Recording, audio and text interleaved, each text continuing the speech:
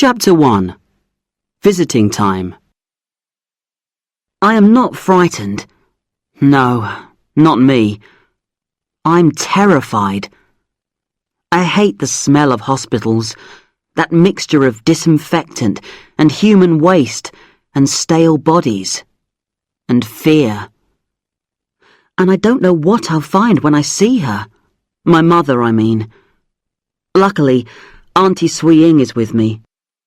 There's something comforting about her. She makes me feel safe, even when these terrible things are happening.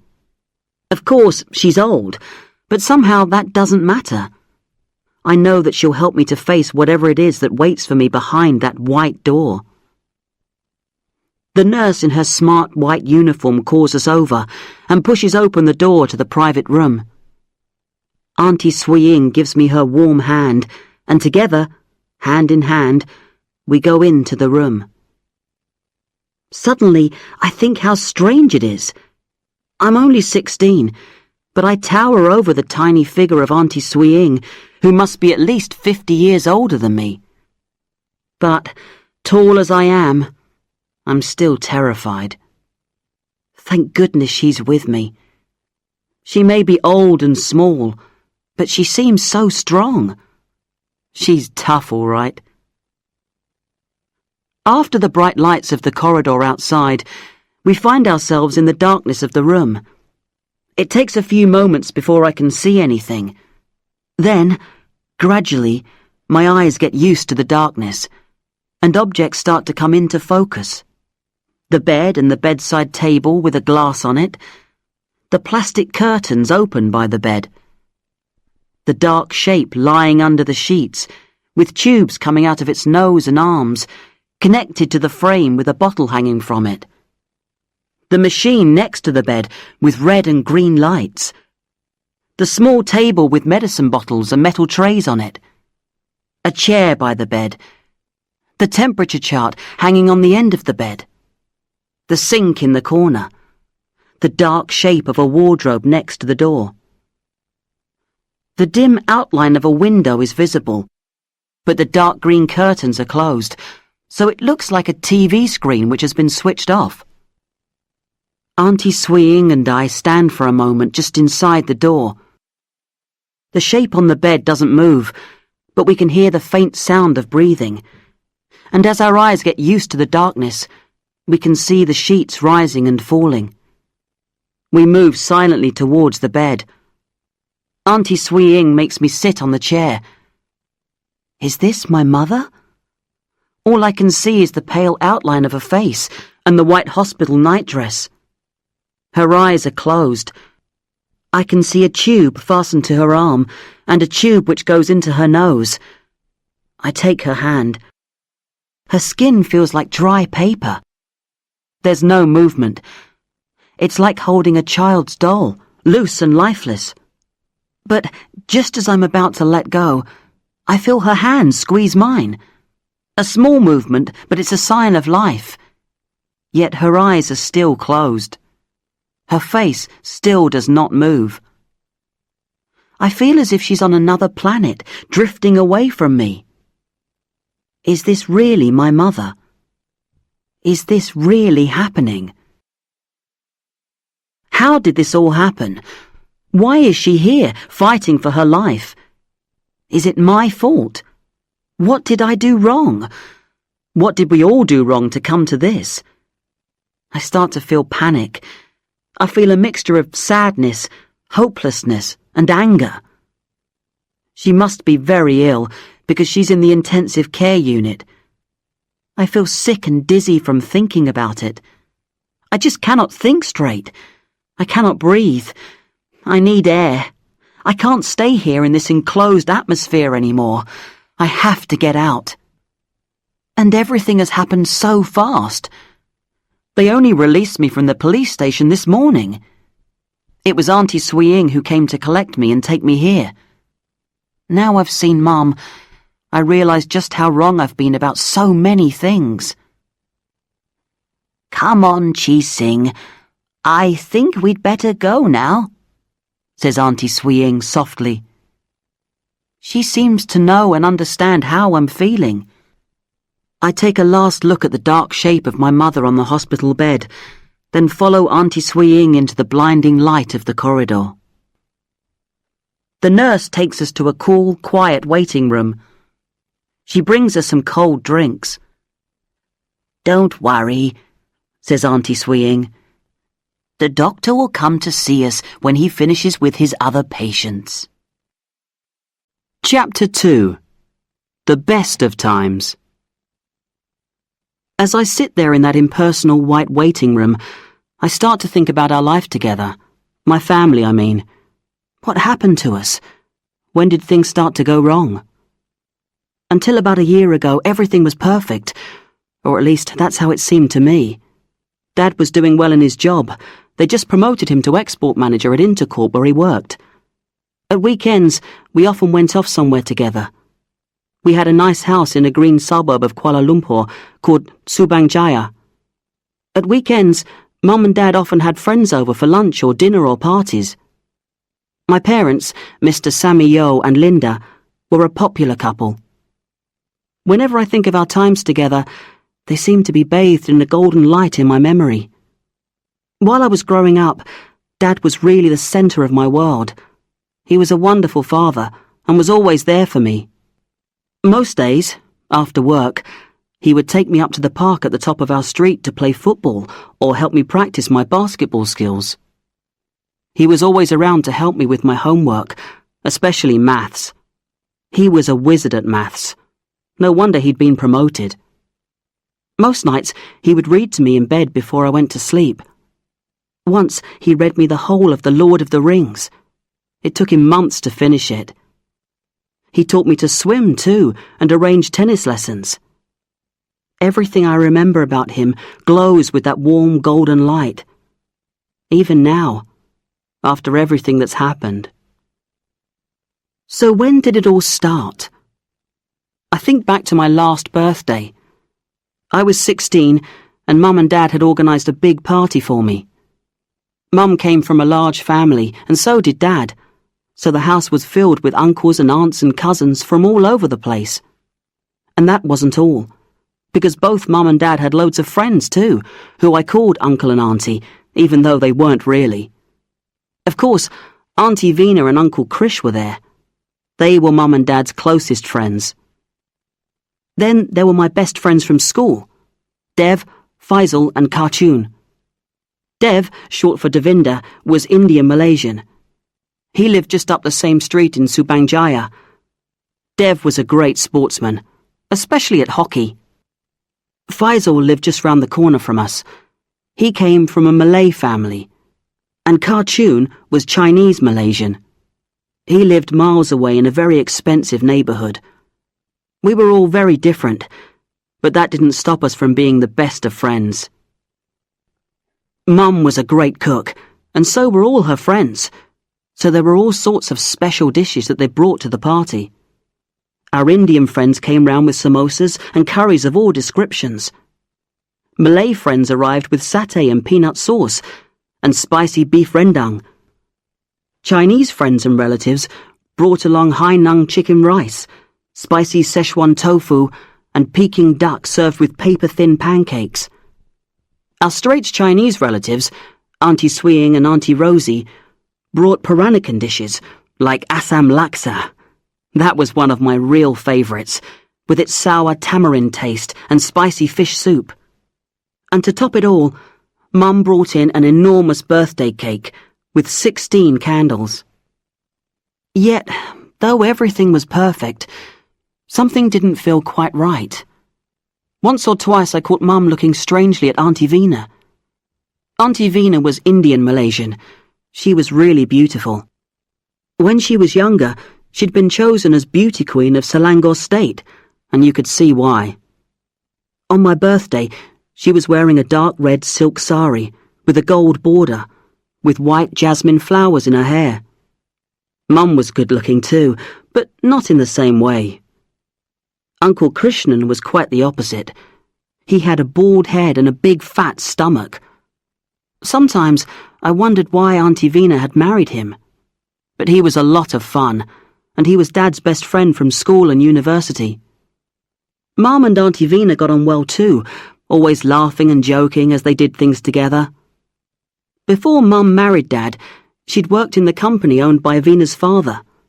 That's when they first became friends. The four of them spent a lot of time together, especially at weekends, and that's why Vina and Krishnan were there at my party. Then I remembered something else too. After we'd had the wonderful food and cut the cake, I went off to my room with my friends to play the video games they brought me as presents. All the adults settled down to relax and chat on the terrace outside and in the lounge. Some of them fell asleep in their chairs. It was that sleepy time after a heavy meal. After a while, I decided to go downstairs to get some cool drinks for my friends. As I came out of my room, I saw Dad and Auntie Vina on the stairs. They were looking at each other in a way I'd never seen before, and Dad had his hand on her bare arm. He quickly took it away when he saw me. They looked embarrassed, and Dad went upstairs mumbling something to me as he passed. Auntie Vina hurried downstairs again. We went back to our games, and I didn't think much about what I'd seen. And I forgot about it completely when Dad came in later carrying a big basket.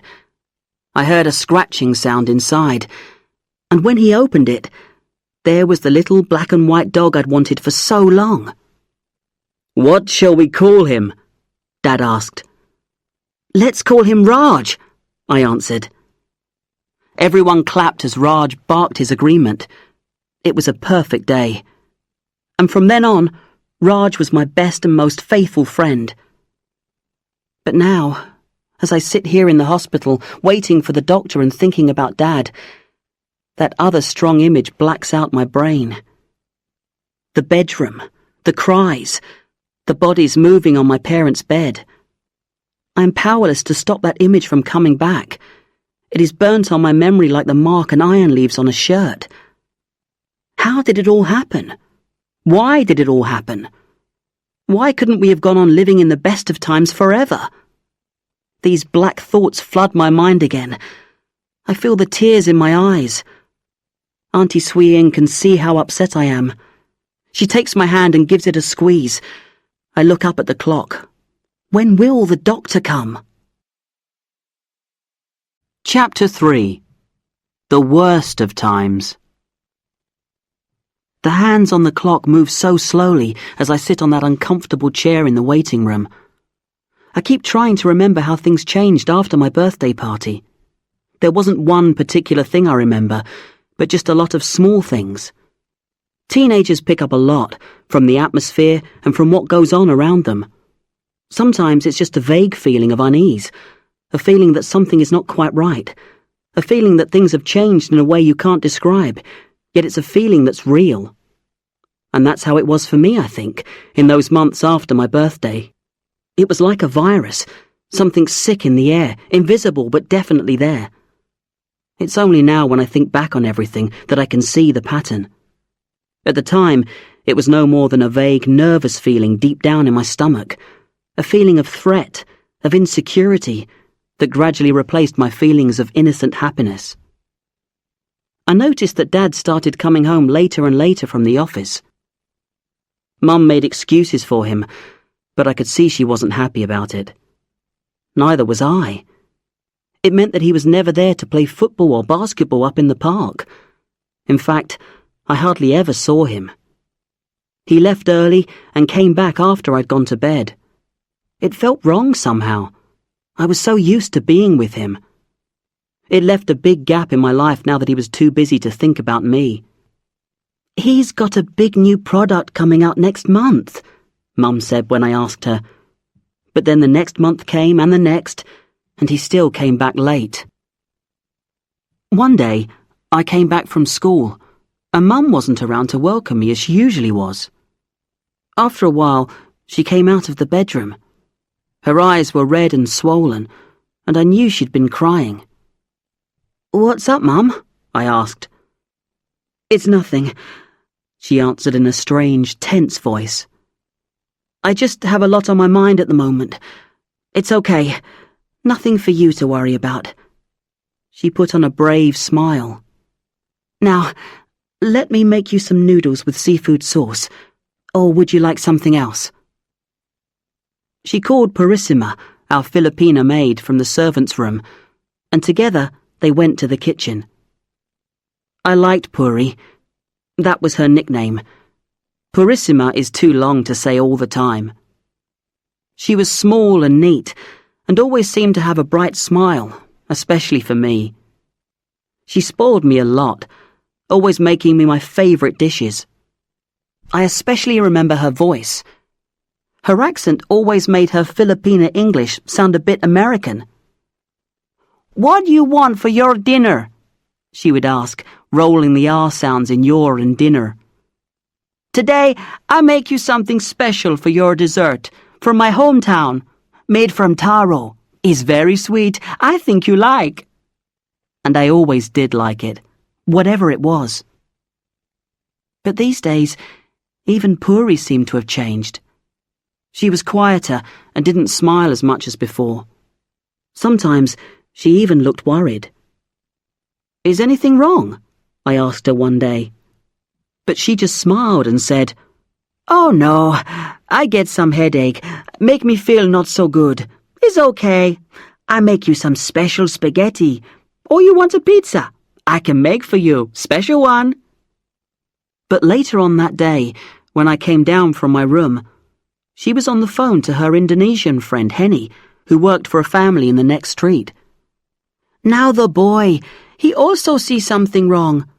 I don't know how to do. What do you think?" There was a silence while her friend answered. Then she went on, "Oh no, cannot. It's bad for him.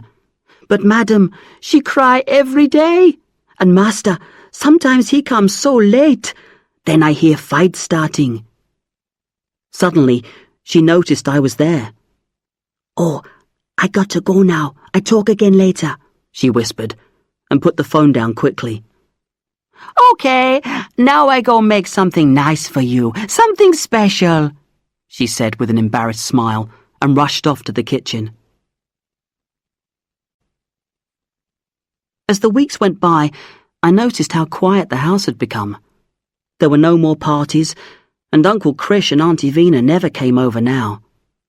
We never seemed to go anywhere together at weekends either, like we had before. Sometimes Dad was out all day on Saturday or Sunday. Other times he stayed in his study room with the door closed. I was uneasy and confused about all this, so one day I decided to ask Mum. It was a difficult decision, because I'd always been closer to Dad, but now she was the only one I could ask. "Mum, why can't we go out somewhere on Saturday, like we used to? I don't like to stay at home all the time." "You'd better ask your father," she said angrily. I think that was the first time Mum had ever spoken to me like that. She made me feel as if I'd done something wrong by even asking that question. "But why can't we?" "I told you, ask your father. It's got nothing to do with me." "Well, can't we ask Auntie Vina and Uncle Krish over? We never see them now. They haven't been over for ages. We never have any fun." The way she looked at me stopped me from asking anything else. Her eyes were flashing furiously, and her whole body was shaking with anger. "Fun? Did you say fun? Don't talk to me about fun. You'd better ask your father about that too." She almost spat the words out at me. "And get that dog out of here. He's always under my feet." I felt so miserable that I went straight to my room. When I came down for dinner, my mother had already gone to my parents' bedroom. A few nights later, I heard Dad's car in our drive. The car door banged shut and the front door opened. Then I heard Mum's voice. She wasn't shouting, probably because she didn't want to wake me up. But her whispering voice was really intense, like the hissing of a snake. I went to my bedroom door to hear better. "How can you come back so late? Don't think I don't know where you've been, again." "Why don't you just shut up and go to bed?" my father answered back. It sounded hard and unpleasant. I'd never heard my parents speak to each other like that before. In fact, they always spoke to each other in a loving way. They always called each other abang or sayang, which means beloved or darling in Malay. But as I listened, I realized that I hadn't heard any sayangs or abangs for a long time. "I won't put up with this any more. You'd better make up your mind," my mother hissed. "Don't push me." Dad's voice was full of anger. "Who do you think you are? I look after both of you. You have this house, your car, money, everything. What more do you want? Think yourself lucky." I heard them coming upstairs, so I quickly went back to bed. I could hear them still arguing in their bedroom. There was a loud bump and a slap, then silence. I didn't sleep until it was almost morning and time for me to get ready for school. Dad had already left. When Mum came down to see me off, I noticed that one eye was swollen, and she had a red mark on her cheek. I didn't ask her any questions that time. There was no need. The following Saturday, Mum had to go to Malacca to see her old Aunt Maley, who was sick in hospital. Dad was supposed to be working, and it was Puri's weekend off. Mum had made arrangements for me to sleep over at my friend Cartoon's place. But it didn't work out like that. I had a silly argument with Cartoon and decided not to stay at his place. Around 10 in the evening, I took a taxi home. Dad's car was in the drive, but the house was in darkness, except for the light shining on the terrace. I found my keys and let myself in. For some reason, I didn't switch on the lights in the lounge downstairs. There was enough light from the terrace to see, and as I went up the stairs, my eyes got used to the darkness. As I was going towards my bedroom, I suddenly became aware of voices, a man's and a woman's, coming from my parents' bedroom at the end of the corridor. For a moment, I thought maybe Mum had come back early from Malacca. But these were no ordinary voices. They sounded wild, out of control. A flood of cries and crazy laughter rising and falling in waves of excitement. And words. Words I knew about, but had never heard spoken like that before. I walked silently to the bedroom door. It was half open. I couldn't stop myself. I looked in quickly. In the dim light, I could see the outline of two bodies moving on the bed. I can still see their shapes in my mind's eye and hear their words and their passionate cries. They were too busy with each other to notice me. But I shall never be able to forget what I saw. I realized that the woman's voice was not my mother's. It belonged to Auntie Vina. After that, everything fell apart. Chapter 4. The Aftershock. I don't know how I got through that night. All I can remember is going back to my room and locking the door. My mind was frozen. I was in a state of deep shock. I couldn't think. Every time I closed my eyes, I saw the shape of those two bodies on the bed. It was like a film which goes on playing the same scene over and over. I must have slept eventually, because when I woke up, Dad's car had gone. I spent all of Sunday morning alone in the house. I felt confused, shocked, and disgusted, all mixed up together. I thought I should eat something, but when I opened the fridge, the smell of food sickened me. I couldn't face going to the park to be with my friends. What could I say to them? Poor Raj. He kept running around crying and following me everywhere. He couldn't understand what was wrong. I turned on the TV and sat in front of it, my eyes staring, not really watching. Raj climbed on the sofa and put his head on my knee.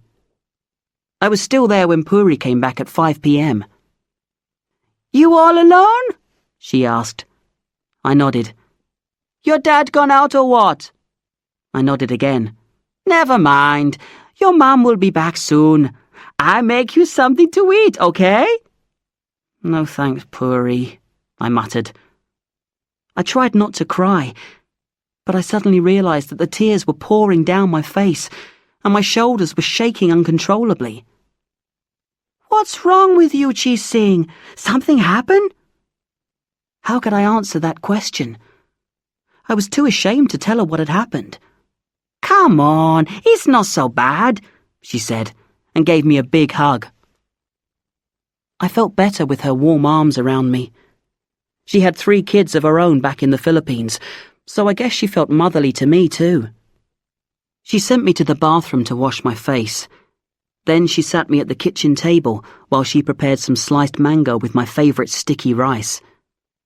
I started to feel a bit better.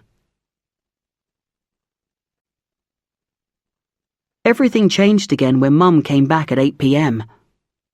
She rushed through the door like a tropical storm. "Where's your father?" she demanded angrily. She didn't even greet me. I didn't answer. "I asked you a question," she screamed. "Don't you dare look at me like that." "I don't know," I mumbled softly. I felt sure she was expressing her anger with Dad, but it was hitting me instead. "What do you mean you don't know?" she went on. "You've been here, haven't you?" She didn't stay for an answer, but rushed upstairs to their bedroom. I followed her quietly and stood outside the open door. She was standing by the window. The bed was still unmade, the sheets untidy. The drawers and the wardrobe doors were all open, and clothing was thrown around on chairs and on the floor. I could see that Dad's suits weren't hanging in the wardrobe anymore, and his laptop had gone from the table where it usually was. There was an open, empty suitcase abandoned in one corner. "So it's true. He's gone," she said, to herself, not to me. "My God, he's gone." She started to cry. I wanted to go and hug her, but something warned me not to enter the room. "You coward!" she screamed. "After all I've done for you, I can't believe it! Running off with that dirty creature! And not even brave enough to tell me to my face, just leaving a message on my phone." She collapsed onto a chair, holding her head in her hands, crying uncontrollably.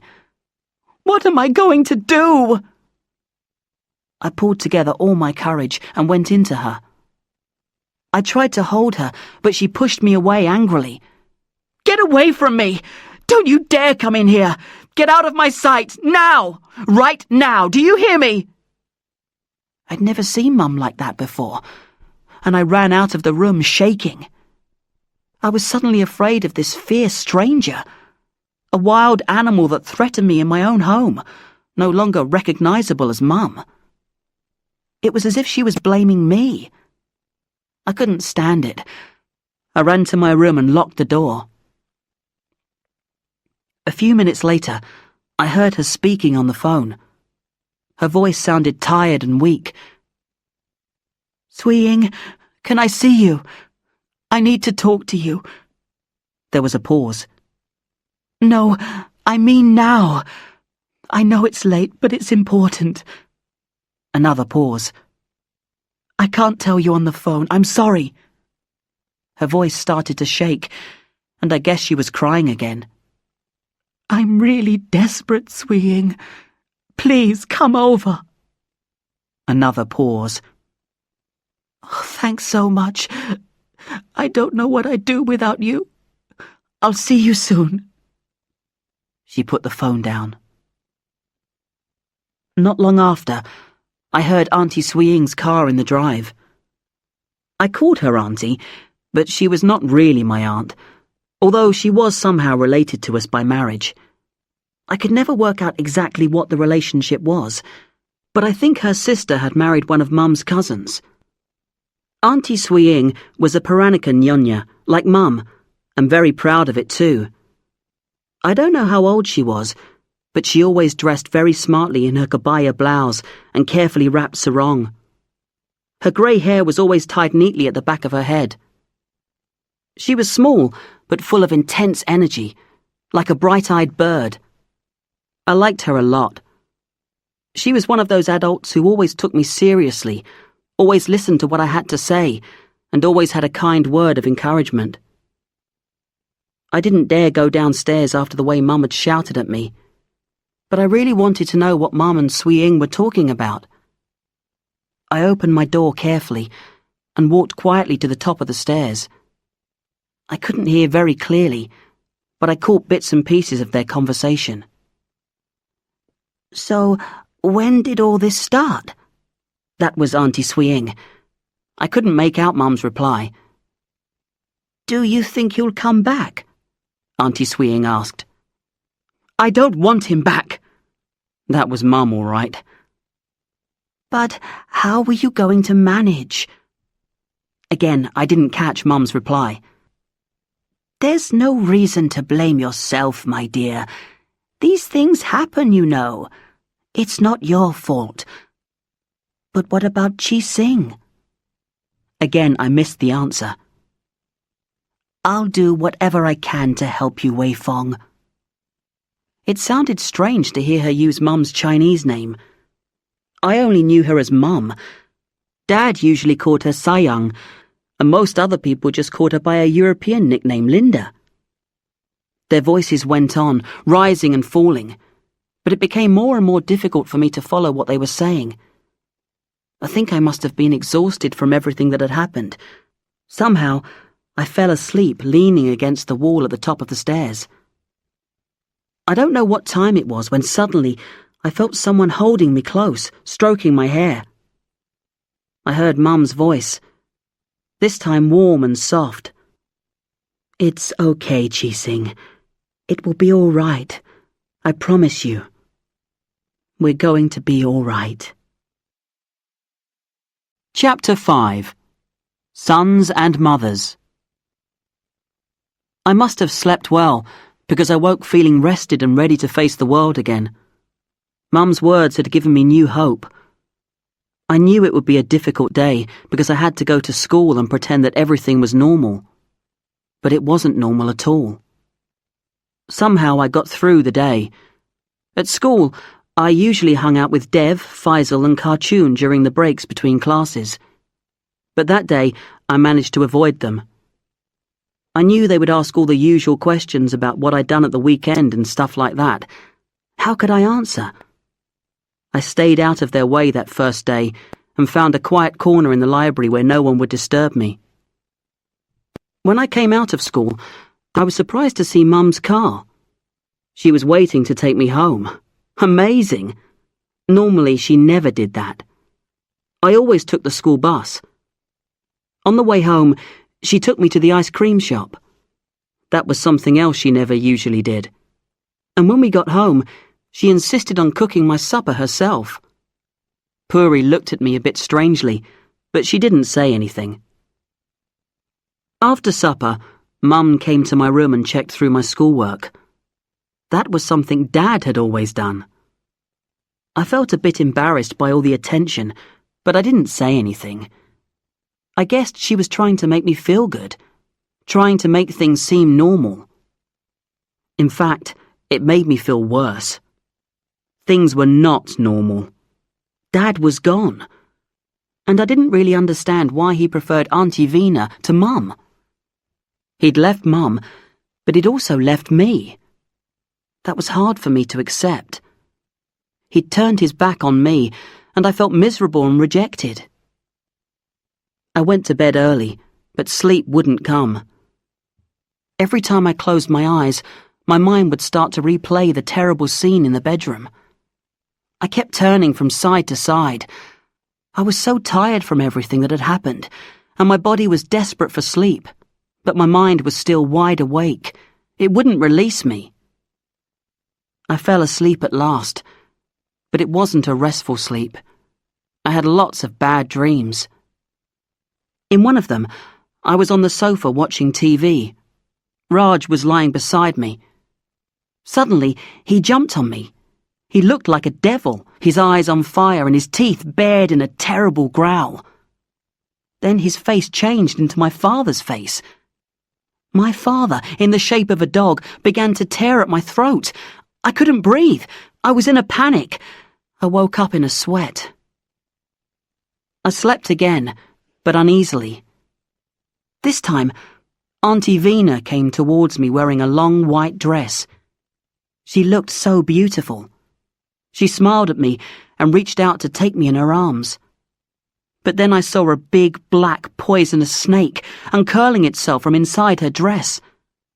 I ran away, but the snake was getting closer and closer to me until I woke up again, trembling and sweating. I went down to the kitchen and took a pot of ice cream from the fridge. I stuffed myself till the pot was empty.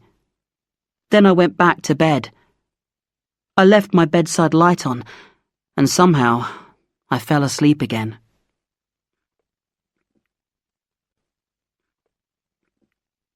The days and weeks after Dad left us are only a vague memory now.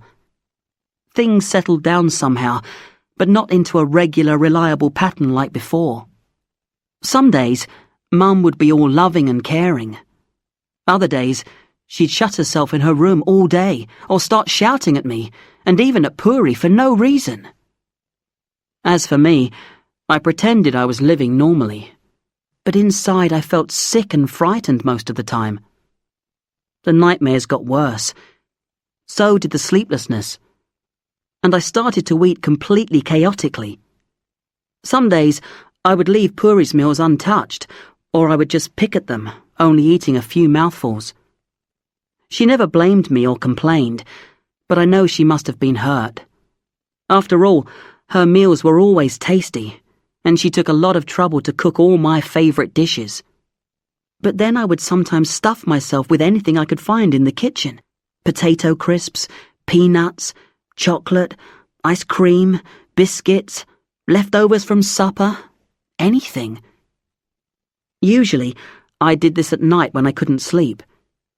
People talk about comfort eating, and I certainly felt better after I'd stuffed myself, but the good feeling didn't last. Sometimes I would feel sick after everything I'd eaten.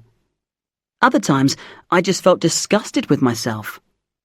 Most days, I'd get up in the morning and leave my breakfast untouched. Not the best way to start the day. As I said before, as time went by, Mum's moods became more and more unpredictable, and so did her behaviour. Some days, she'd be waiting for me outside the school gates, which frankly became embarrassing for me. After all, what 16-year-old likes to be treated like a child, especially in front of his friends? On other days, she would forget about me entirely. When I reached home, I got into the habit of just switching on the TV or playing video games before I did my homework. Gradually, I spent more and more time doing that, and sometimes I didn't do my homework at all. One day, I came home to find Mum waiting for me. I could see from her face that something was wrong. "What's going on at school?" she asked accusingly. "What do you mean?" I replied innocently, trying desperately to work out what was behind her question. "I've had your class teacher on the phone for the last half hour. He says your work is terrible. Your grades have gone right down. You haven't been giving in your homework. He even hinted that you might have been copying work from one of your classmates. What's going on?" "Nothing," I mumbled. Trust old Mr. Chang to go to her behind my back. "What do you mean, nothing? You got straight A's last term, and now you're getting D's when you take the trouble to do anything at all. That's not nothing. You've got your final exams coming up in a few months' time. You can't afford to fail them, you know. That would really be nothing. And you'd be a nothing too, and a nobody. You're old enough to take responsibility for yourself now. Don't expect me to run around after you, checking up on you all the time. I've got plenty of other things to think about." I wanted to tell her that I had plenty of other things to think about too, but I knew she'd go wild if I said that. Why were we both pretending that it had nothing to do with Dad? How could she expect me to concentrate when all I could think about was Dad and what he had done? I was trying to make sense of my world, a world that had turned upside down. I wished I could at least talk to him, but I knew she'd go crazy if I did that. He had become a nobody, just like me. He wasn't supposed to exist at all. If only she knew the truth about school. Some days, I felt so tired after a sleepless night or a night full of bad dreams that I would fall asleep in class. Other days, I would sit daydreaming while the teachers talked on and on about physics or chemistry or history. I don't know what I would have done without Dev and Faisal and Cartoon. It was easy to meet up with Dev after school because he lived just up the street. His dad was some sort of accountant in a big law firm in the city. I liked his dad. He was a big man who never seemed to worry about anything.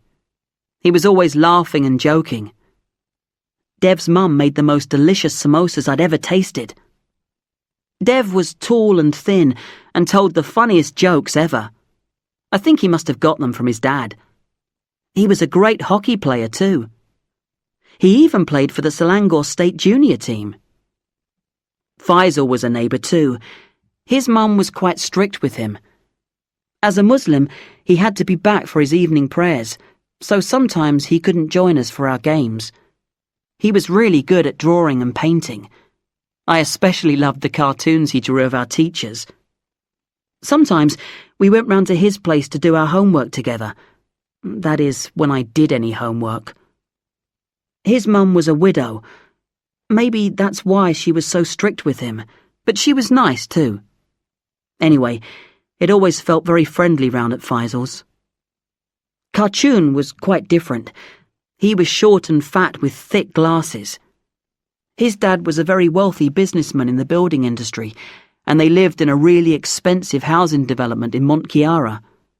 They had a fantastic apartment with a big terrace and had the use of all the club facilities like the swimming pool, fitness centre and games room. But Cartoon's biggest interest was computers. He was a real expert when it came to the latest programs.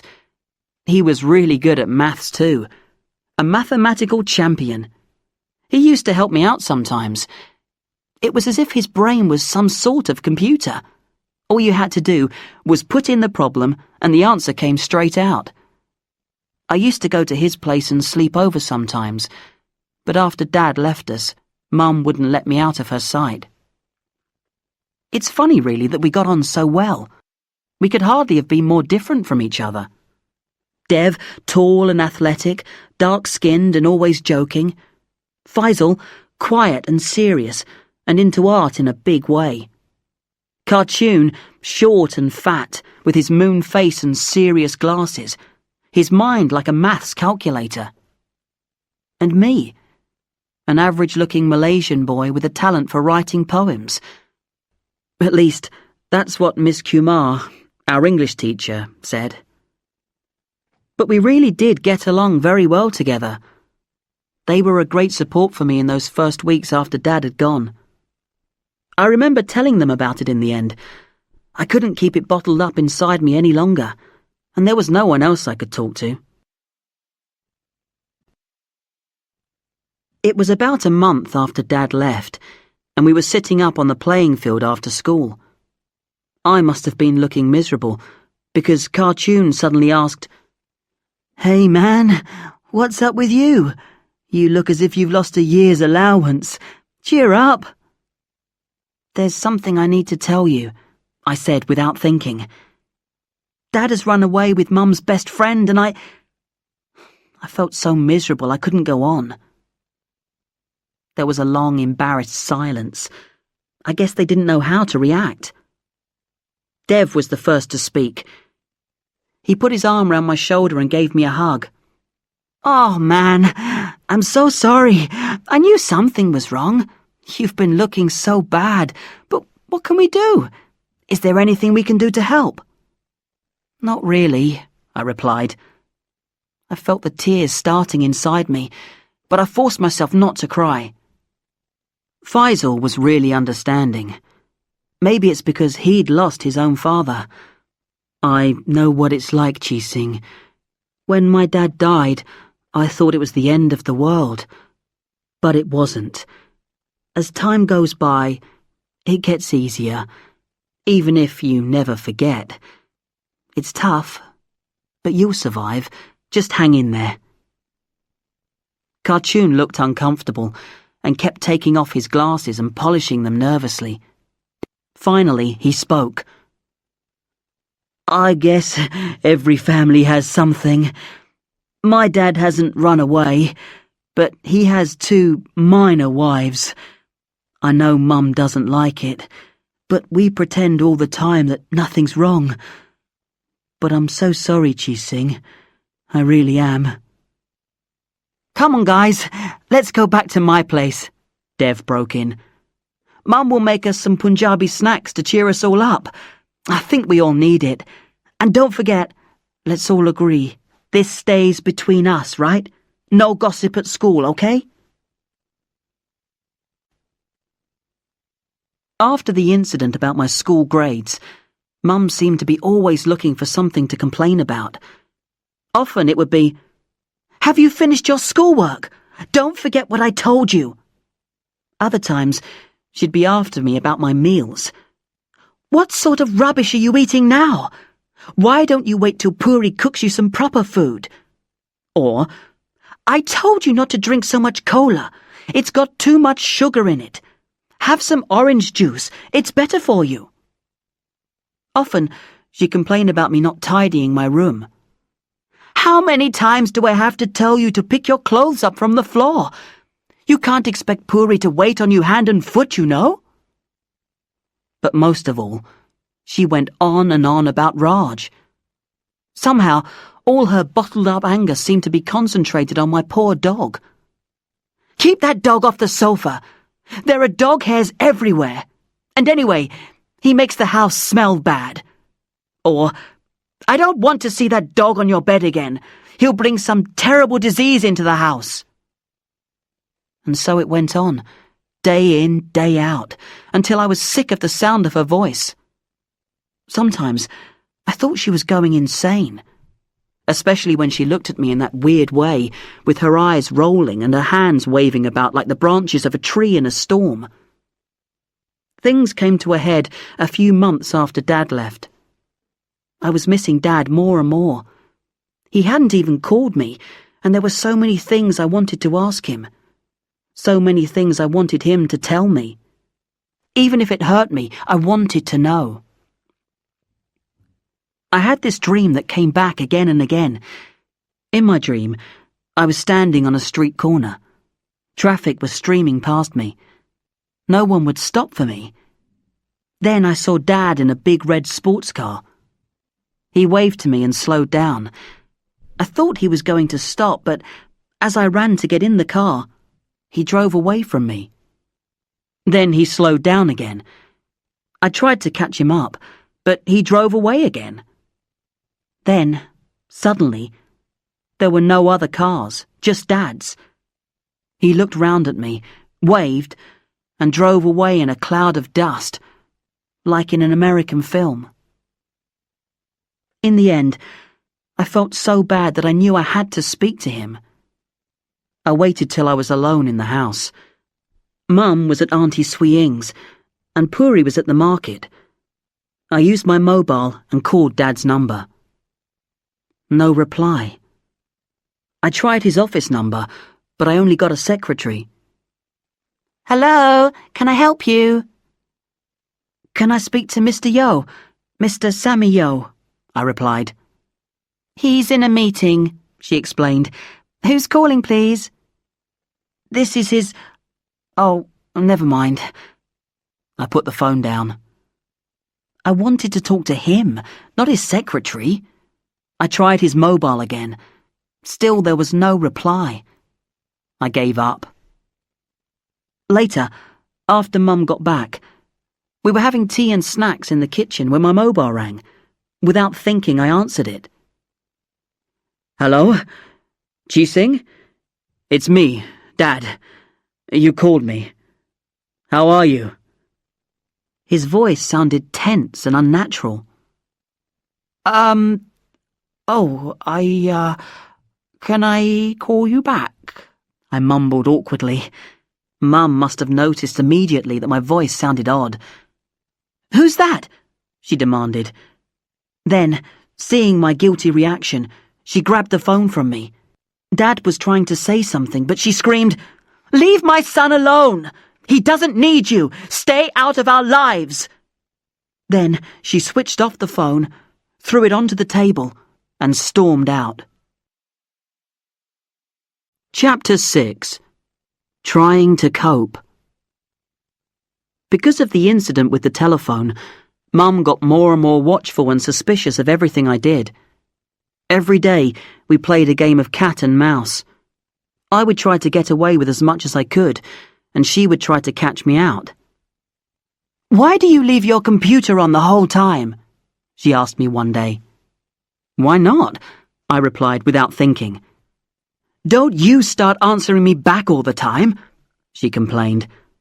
"I have to pay the electricity bills around here, and I notice you never turn off the lights either.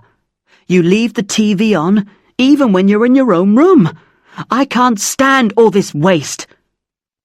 I mumbled some sort of apology and started to go back to my room. "Hey, I haven't finished with you yet." It was really aggressive, the way she spoke to me, getting worse every day. It made me feel angry and defensive, and I was finding it hard to hide how I felt. "When do you intend to do your homework, by the way?" "I'll do it when I'm ready," I replied. "You'll do it when I say so." She was getting really angry. "No, I won't," I said. "Don't keep telling me what to do and when to do it. I'm not a child, you know." "Well, stop acting like one then. All you do is lounge about in front of the TV all day. And when you're not there, you're on your computer doing goodness knows what." "What's wrong with that?" I challenged her. "You need to get some exercise," she complained. That was a new one. She'd never liked it when I'd gone to the park with Dad, and she never took any exercise herself either. After that, I made a point of going for long walks with Raj. We would hang out with Dev and some of the other kids, kick a football around, sit around chatting. Then I'd take Raj with me all around the small lorongs near our house. It gets dark around 6 p.m, and sometimes it happens quite suddenly. One minute it's light, and the next minute the sun has gone and dark clouds cover the sky. I usually got home by 6, but one day I kept wandering the streets till long after 7. I could hear thunder, and occasional flashes of lightning violently lit up the sky. The palm trees in the gardens were tossing their heads in the wind. Soon the rain would come pouring down. It was already dark when I got home, and Mum was waiting for me at the front door, hands on hips and a dark frown on her face. "What time is this to come home?" she shouted. "Your supper's been ready for the last hour, and you haven't even thought about your homework. I don't understand you, always running about the streets with that dog." "I thought you said you wanted me to get more exercise," I replied, feeling the now familiar anger rise inside me. "Don't answer me back," she said. "Get inside right now, have your supper and start your homework." That's more or less the way it was every day, with her finding things to criticize, and me getting angrier and more rebellious every time. I hated the way she spoke about Raj. She should have known how much I cared about that lovely dog, but all she did was complain about him the whole time. It was a relief when finally Mum got a job. I was upstairs one evening when the phone rang. As usual, I tried to listen in when I heard Mum talking to Auntie Swee-Ying. That's how I found out. "Yes, they called me this afternoon, Swee-Ying. I got it. Thanks for putting a word in for me." There was a pause. "No, I'm sure it made all the difference," she continued. "Sorry? When do I start?" "Next Monday. They seem to be in a hurry." Another pause followed. What was that? Oh, the pay's not so good to start with, but they said they'll review it after a month's trial. It was only later that evening that she actually told me about it. Chi-Sing, I've decided to go back to work. The money your father gives us to live on is just not enough, so I'm starting a job on Monday. That's great, Mum, I said, and I meant it. It would be good for her, and even better for me. It would give her something else to think about instead of criticizing me all day long. What sort of job is it? Oh, it's assistant to an advertising executive in Maha Projections, she explained. It sounds quite challenging, but I already know something about the advertising business. Or at least I did before I married your father and gave up my job to become a full-time housewife. I thought it was time to change the subject, so I just said, Good luck, Mum. I bet you'll be a big success. I meant that too, actually. Mum was a very efficient woman, and I knew she'd get on really well. But of course, I was secretly pleased that I'd now be left on my own, without her constantly complaining about me or Raj. But life never works out quite as you think it will. I imagined being on my own with Raj, with Puri there to take care of my meals and everything. Things took a different turn the weekend after Mum started work. I overheard her talking to Puri in the kitchen. But how will we manage Puri? You know I'm out all the time now. I need someone here in the house to take care of things. And Chi-Sing needs someone to take care of his meals now that I'm not around. Madam, I tell you, it's not for long, Puri explained. But my sister, she say my kid's in trouble.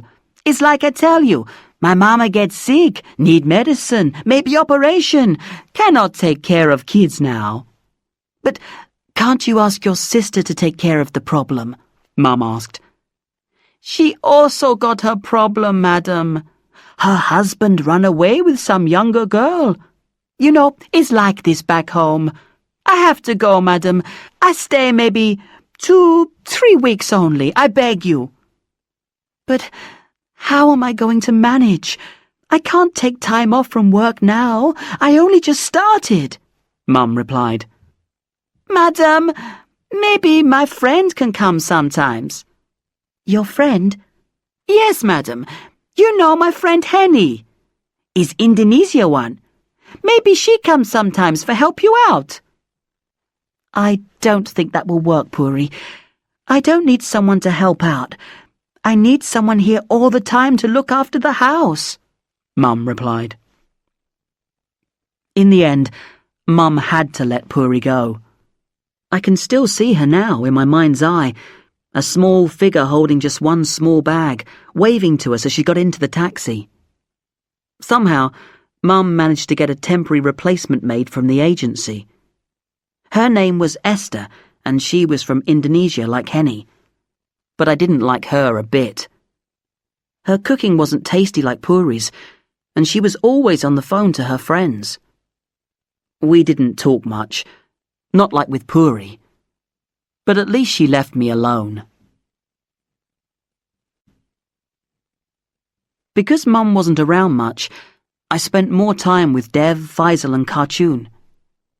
Mum seemed to like her new job, and her mood improved quite a lot. She was more relaxed. She even trusted me to sleep over at Khartoon's one Saturday night. And she let me invite Dev over to stay one night too, even though he only lived just up the street. Life seemed to be getting better again. Of course, nothing lasts though, does it? Sometimes I think it's just as well that we can't see the future. It would be too depressing. Anyway, Mum being out a lot meant I spent even more time with Raj too. It's funny the way Raj and me got on together from that very first day when Dad gave him to me. Raj had lovely dark liquid eyes, so full of expression. I know sometimes people laugh when I say this, but I could swear Raj knew what I was thinking before I said anything. He would turn his head to one side and look at me with those eyes full of expression, as if to say, "It's time for us to play football, isn't it?" Or, "Shall we go and see Dev now?" Or, "How about my supper? You haven't forgotten it, have you?" If only he could have talked. He wasn't a very big dog, and goodness knows who his parents were. He was black with white spots, or maybe he was white with black spots. It was hard to know which. He was perfect for me. His coat wasn't too long and was always very glossy because I used to brush him every day. People always admired him in the street because of his lovely shiny coat. Every afternoon when I came back from school, Raj and I would run up to the park at the top of the road to meet up with Dev and the others. It had become a routine, now that Dad was gone and Mum didn't get back from work till late. But one day, none of my friends were there. I guess maybe they'd gone to the proper playing field on the other side of the highway, so I set off with Raj to join them. Now, 5 o'clock in the afternoon was a bad time for traffic in Subang Jaya. There was a main road joining the federal highway and the road to the airport, full of cars as people tried to beat the rush hour and get home. On one side was the leafy old suburb where we lived. On the other was USJ, the newer suburb with bigger, more modern houses. And that's where the playing field was. There were 2 lanes on the main road, separated by a division planted with bougainvillea, with its purple and orange flowers. I wondered how the plants survived the pollution from the cars, trucks and motorbikes. There were traffic lights here and there, and some footbridges for pedestrians, but a lot of people just ran across to save time.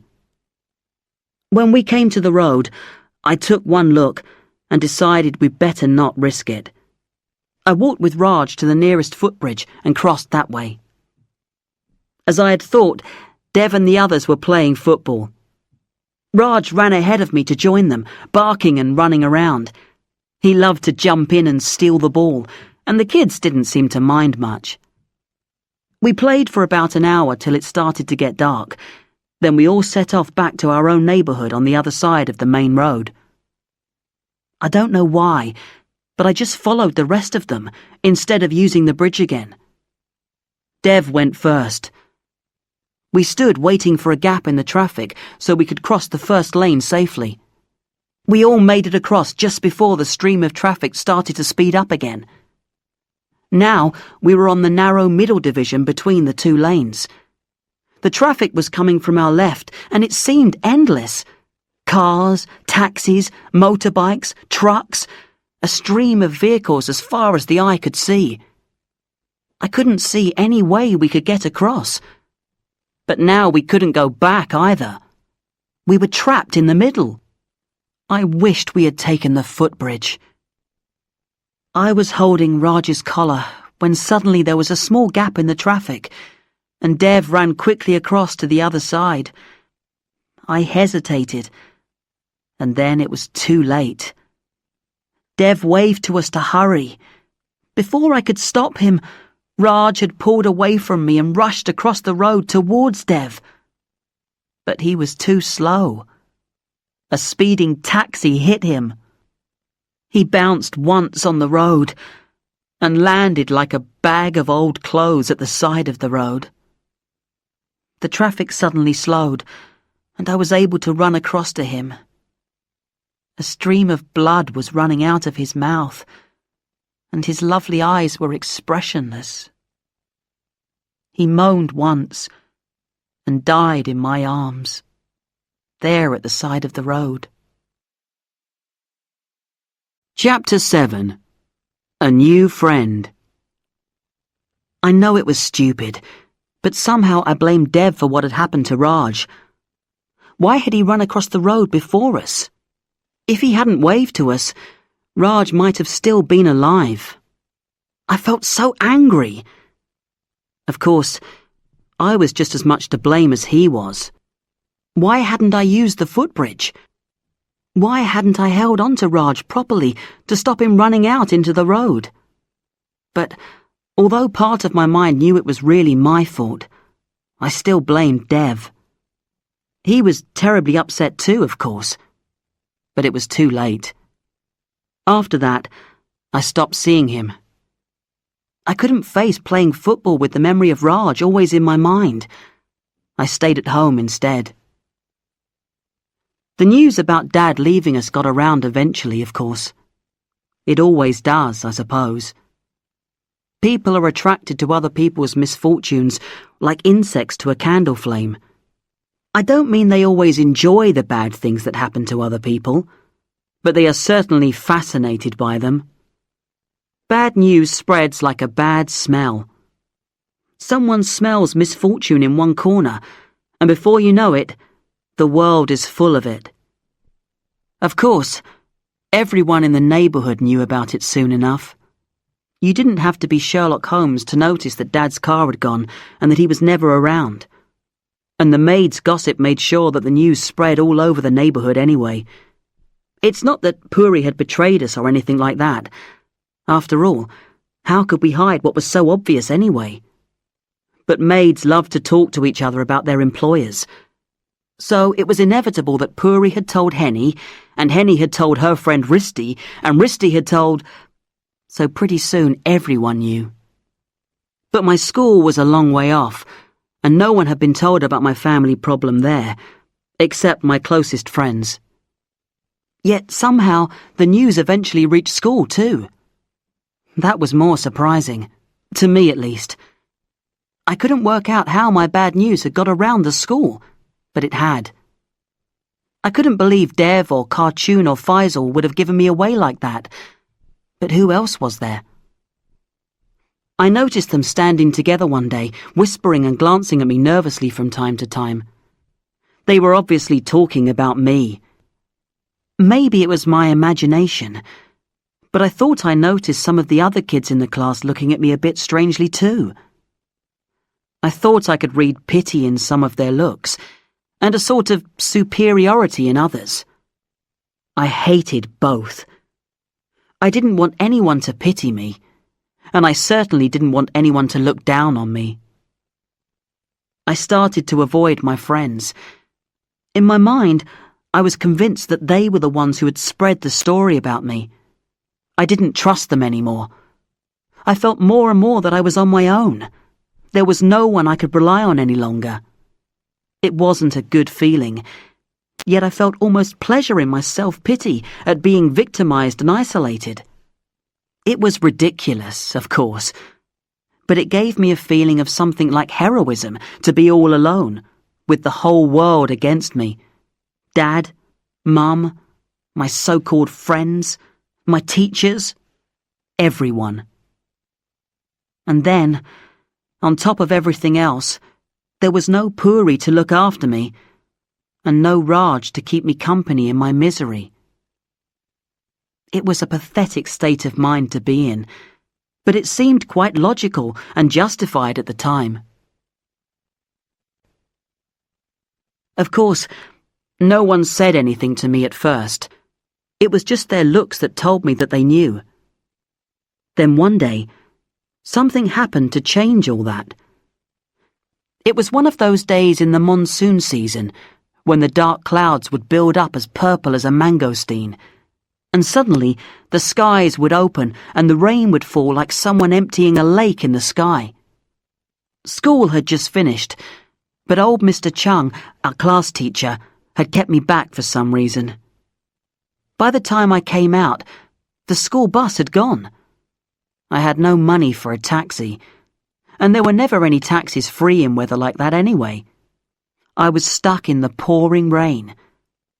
I stood in the main doorway of the school feeling lost. Mum was at work, so I couldn't call her to pick me up. Just when I was losing all hope, Ka-Ting came through the door and spoke to me. "Do you need a ride? My dad's driver will be here in a minute. I can drop you home if you like." It was a really good piece of luck, and totally unexpected. I knew Ka-Ting slightly because he was in the same class, but I'd never had much to do with him. In fact, A lot of the kids avoided him. He was from a very rich family. His father owned all sorts of factories and hotels, and he lived in the really upmarket suburb of UK Heights. The rest of us didn't like him much, or his friend Chi Lik. There were all sorts of rumours about them, problems with girls and drink and stuff like that. But anyway, it was really nice of him to offer to drop me home, so I accepted. There wasn't much else I could have done in the circumstances. It was far better to ride home in a car with him than to stand there in the rain. "That would be really great," I replied. "But I don't think it's on your way. I live in Subang Jaya." "Don't worry about it. I'm not in a hurry, and the driver has to go wherever I tell him anyway. Here he comes now. Let's go." A shiny white car had just pulled up in front of the door. The uniformed driver, complete with cap and gloves, jumped out of the car and opened the back door for us. I got in without another thought. "Just tell him your address and relax," said Karting. I must say that I was quite impressed with the confident way he acted with the driver, whose name was Bala.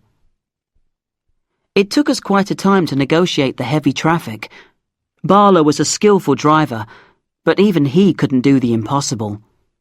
It was still raining heavily. We moved slowly forward, stopping and starting, overtaking trucks and buses, taking shortcuts wherever there was a complete traffic jam. "Sorry to hear about your dad," Karting said. "It's tough luck."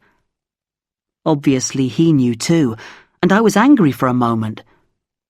Then I thought that it was hardly his fault if he knew what everyone else knew too. "Thanks," I replied stiffly. "It's okay now. We can manage." "Maybe life's not so much fun, though. I mean, what do you do in your spare time?" I'd never really thought about the idea of spare time. Till then, time was time. I went to school. I hung out with my friends. Till recently, anyway. I stayed at home and watched TV and played video games. "I don't have that much spare time," I said. "What with schoolwork and my mum and everything." It sounded pretty pathetic, I knew, but it was true. "How about parties? Don't you ever go to parties?" he asked. "Of course I do," I lied. I hadn't been to many teenage parties, and I felt pretty sure they were not at all like the parties Karting had in mind. "I mean real parties. You know, when you go out on the town, go to a disco, then go back to someone's house, go wild for the night. Don't you ever go to that kind of party?" Well, sometimes," I said hesitatingly. "But not very often." I knew it sounded sort of stupid, but I couldn't think of anything better to say. "Man, you should start to live. I mean, really live. Do you have a girlfriend?" No, not really. It's never happened that..." I was tongue-tied again. "Wow, man, that's not cool at all. You need a girlfriend to have some real fun. Know what I mean?" He looked at me knowingly and grinned. "I mean, real fun, okay?" "Yes, well, I don't know how... I don't have anyone I like that much." "You don't have to marry them, you know. Just have some fun. How about Jessica? Now she's really special. I think she likes you, you know. That's what Wendy told me anyway. She thinks you look romantic." Jessica was a girl in our class. She was really pretty, but I'd never thought she would be interested in someone like me. It was a funny feeling to realize that maybe, just maybe, she might think of me in that way. Could I have a chance with her? I didn't want to ask Karting any more about her. Anyway, I was starting to feel a bit uncomfortable with the direction our conversation was taking. Ting went on with all sorts of hints and suggestive comments about girls and getting high and stuff like that. I was relieved when we arrived outside my house. "Thanks a lot, Ting. See you tomorrow." "Okay," he replied. "And don't forget, we must fix a party date soon, right? How about next Saturday?" "Yeah, maybe. I'll check it out," I said vaguely, as the car sped off into the rain. I noticed Auntie Swee Ying's car in our drive as I ran into the house. She was sitting in the lounge with a large glass of beer in front of her. "Hello, Chi Sing." She turned towards me with a bright smile. "Your mum called to say she'd be in late tonight. They have some sort of special event at work, and she asked me to come over till she gets back. I hope that's all right." She must have noticed me looking at the beer. "Oh, sorry," she said. "I was really hot, and your mum told me to help myself, so I did. There's nothing like a nice glass of cold beer when you feel really thirsty." I smiled. There was something faintly odd about this respectable little old woman with a mug of beer. Maybe she could read my thoughts, because she said, "You mustn't always worry about what people think of you, you know. I'm old enough now to do what I like, when I like, and to hell with what anyone thinks, or says for that matter. Anyway, how are you, Chi Sing? I hope things are a bit better now." I didn't quite know what to say. Why would things be better? Dad was gone. My dog was dead. Mum was still acting half crazy sometimes. My school friends had betrayed me, and there was no Puri to look after me. Better? Again, it was as if she could read my mind. "Listen, Chi Sing, it may seem that things are not getting any better for you. I know you're still upset about your dad, and I heard about your dog, Raj. That was a terrible thing to happen. I felt so sad, such a lovely dog. And I know Mum is sometimes a bit hard on you, but try to understand her too. She's going through a really bad time herself. She loves you so much, you know. Never forget that. I don't know what'll happen exactly, but I have a good feeling about you and your Mum. You're going to be fine. And don't forget, I'm there too, if you need me. Any time. Now, let's have something to eat, shall we? I brought over some Assam laksa for that girl to heat up for us. I hope she at least knows how to cook noodles." Chapter 8. Party Time. During the break at school next day, I noticed Ting with his friend Chi Lik talking excitedly to Jessica and Wendy. Wendy was obviously Ting's girlfriend from the way she looked at him. Jessica kept glancing at me. Was it really possible that she was interested in me? Now I look back on it, I guess I was incredibly innocent for my age. I mean, all the books about teenage boys say how their minds are completely full of sex. But I can honestly say I never thought about sex all that much. Well, maybe I did, but it wasn't tied to someone real. It was all in the imagination. Of course, when boys get together, they talk a lot about it. But I think most of it is just talk. It's all about wanting to impress your friends with how adult you are, how much you know, and how far you've gone with your girlfriend. That sort of thing. I knew about all the technical stuff, how babies were made and all that, but it all seemed very vague and unconnected to me. I mean, of course I'd wondered what it would be like when it happened, but nothing definite. Things were changing for me, though. First of all, I'd seen Dad with Veena, which had certainly shaken up my awareness of sex. And now, I had to admit that I felt that Jessica was really something special, and that maybe... She was tall, like me, but the most impressive things about her were her hair, jet black and hanging almost to her waist, her figure, and her eyes. Her eyes were classic Chinese eyes that sparkled when she smiled.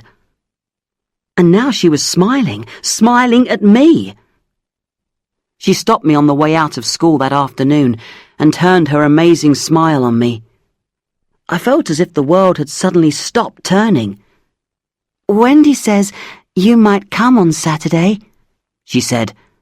"I hope you can.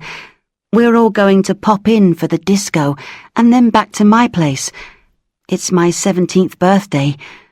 Please come. I'd really love you to." She smiled again and walked away. I couldn't take my eyes off her. Somehow, I managed to talk Mum into letting me go to the party. "But I want you home by midnight," she said. "And I want to know where you're going. Make sure you give me their telephone number. I don't want you running about the city on a Saturday night. You hear me?" Pop In was over in Bangsar, in a street full of restaurants and bars and discos. Bangsar is one of the centres of nightlife in Kuala Lumpur. It's always bursting with life, especially at night. Foreigners like to go there too, so there's always an interesting crowd. We'd arranged to meet outside Pop In at 8:30, but I was there early. I felt so nervous and excited. I was looking into a shop window when I felt a hand touch my arm. It was Jessica. "You're early," she said. "That's nice. Let's go for a coffee before the others arrive." We found a table in a nearby coffee bar and sat with our drinks. I think she was almost as nervous as me, but she didn't show it. "How does it feel to be 17? I asked. "I'll tell you that later," she said. "I was born at 2 in the morning. You can ask me again then." I didn't dare tell her I would have to be home by 12. "Oh, I brought you a card and a small present." I gave her the card and the box with the thin silver necklace I bought the day before down in Pasar Seni, the old covered market in Chinatown. "Oh, it's lovely," Jessica said. "Can you put it on for me? I want to wear it right now." She bent her head towards me, and I awkwardly fastened the chain around her neck. My hands were trembling, and I could smell her perfume as she shook her long hair back. "There, how do I look?" she said. "Like a princess," I said. It was a pretty silly thing to say, but I honestly did think she looked wonderful. "Do you really mean that? It's sweet of you. Oh, look, there are the others," she said. "Let's go." There were 6 of us. Ka Ting and Wendy, Chilik and his girlfriend Ruby, and the 2 of us. I noticed a sign outside Pop In that said, "No admittance for under 18s," but somehow Ka Ting got us all through the door. Inside, the whole place seemed to be shaking to the sound of the music. Bright lights were flashing on and off, and we were already in the mood for a party by the time we'd found ourselves a corner table. Ka Ting ordered some drinks from the waitress. Goodness knows what they were, but they tasted fine, sweet and with a strange aftertaste. "Let's dance," said Jessica, and there was no way I could refuse, even though I'd never been to a disco before. In fact, you didn't seem to need to know how to dance. The floor was so crowded that it didn't seem to matter what you did. Everyone was just shaking their hips and shoulders and waving their hands in the air. Jessica looked great in her tight t-shirt and short miniskirt. We danced and danced for ages, then went back to our table. The others were still dancing. We were both out of breath. Jessica leant towards me and whispered in my ear, Isn't this great? I've wanted to dance with you for such a long time. Suddenly, Jessica kissed me. It was a kiss like I'd never had before. It set my whole body on fire. I felt completely carried away by the music, the dancing, and her kiss. I found I was kissing her back and holding her close to me, things I'd only dreamt of doing with her before. Hey, what's all this then? It was Ka-Ting and the others coming back at just the wrong moment. I felt embarrassed and a bit annoyed too. There's no hurry, you two. We've got the whole night ahead. I suddenly came back down to earth. I had to be home by midnight.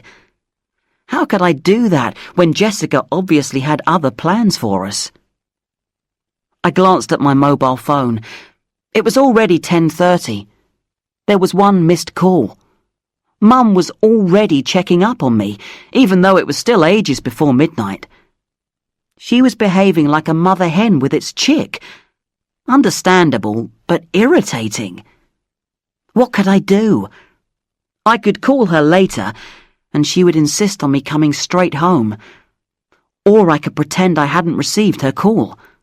That wouldn't work with her. Maybe there was another way. What if I asked Jessica's mum to call home for me when we arrived there? Meantime, Ka-Ting was ordering more drinks. He liked to show off like that. The place was bursting with dancers now, and the noise was incredible. I could feel the heavy rhythm of the music pumping inside my body like a giant heartbeat. Here, have another drink, said Ka-Ting. And try one of these. They'll give you more energy. He passed around some small white pills. Everyone else seemed happy to take them, so I swallowed mine too. I didn't want to look silly in front of these cool new friends. Jessica took my hand again. Come on, let's dance some more. How could I resist? This time, the DJ had put on a slow record. I took Jessica in my arms and felt her pressing against me as we danced. It was like a dream. She whispered again in my ear, I feel so good with you. Me too, I murmured. We danced for what seemed like hours, then walked back to the table. I started to feel really good. The lights suddenly shone brighter, and the music was even better. I felt slightly dizzy and lightheaded, but everything and everyone seemed to be perfect. I'd never felt so good before. And with Jessica beside me, holding my hand, I felt like a king. The whole world was floating like a brightly coloured dream. I felt as if I could do anything I wanted, and I would succeed. I was in heaven. The next thing I remembered was getting into Ka-Ting's big white car and driving away. It was a tight fit for the six of us, but I didn't complain when Jessica had to sit on my knees. My impression of the journey was a succession of flashing lights from the street and kisses with Jessica. I felt as if I was walking on air when we got out in front of a big house in Ampang. Here we are, she said. Welcome to my place. We all went inside. I'd never seen a house as big as this one. Not even cartoons. It was magnificent. But then I started to panic. The time! It was already 12:30. Mum would be getting very angry.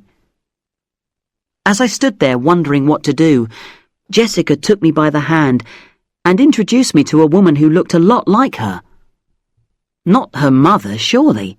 She was far too young. This is my sister, Jane, she said. She's responsible for everything till tomorrow. My parents have gone to Penang for the weekend. They're not here much anyway, so Jane's the one who's responsible most of the time.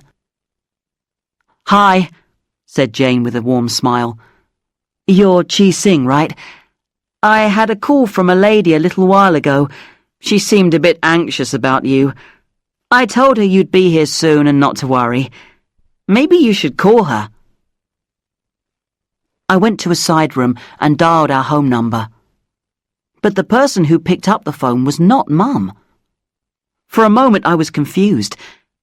Then I recognized Auntie Swee Ing's voice. "Hello, Chi Sing," she said. "I've been worrying about you. Your mum said you were due back by midnight." "But where's Mum?" I asked, suddenly feeling worried. "What's going on? Why isn't she there? Has something happened?" My mind was still spinning from all the excitement of the evening, but I suddenly felt a cold finger of fear down the back of my neck. "Nothing for you to worry about," said Auntie Swee Ing in a reassuring voice. "She had to leave for Malacca unexpectedly. Your Aunt Mei Ling is in hospital again. Mum will be back tomorrow evening. She asked me to take over. I think you're in luck." I could picture her smiling as she said that. "Now, I know you should be back home by now, but just let me speak to that nice lady again, will you?" I called Jane from the next room and handed her the phone. She made a sign for me to leave. As I went out, I heard her saying, "Oh, hello again. No trouble. Everything's fine. They're having fun. It's Jessica's birthday, so no. We'll make sure he gets back safely. There's plenty of room here." A few minutes later, she called me and handed me back the phone. "It's okay," she whispered. "Hello? Chi Sing? Now listen to me. Your mother would probably kill me if she ever found out, but that lady sounds fine. And I know you're having fun, so you can stay. You're only young once. They'll send you back in the car tomorrow when you get up. But don't come back too late. Your mum is certain to call me to check on you. So, enjoy yourself. I'm off to bed. Good night."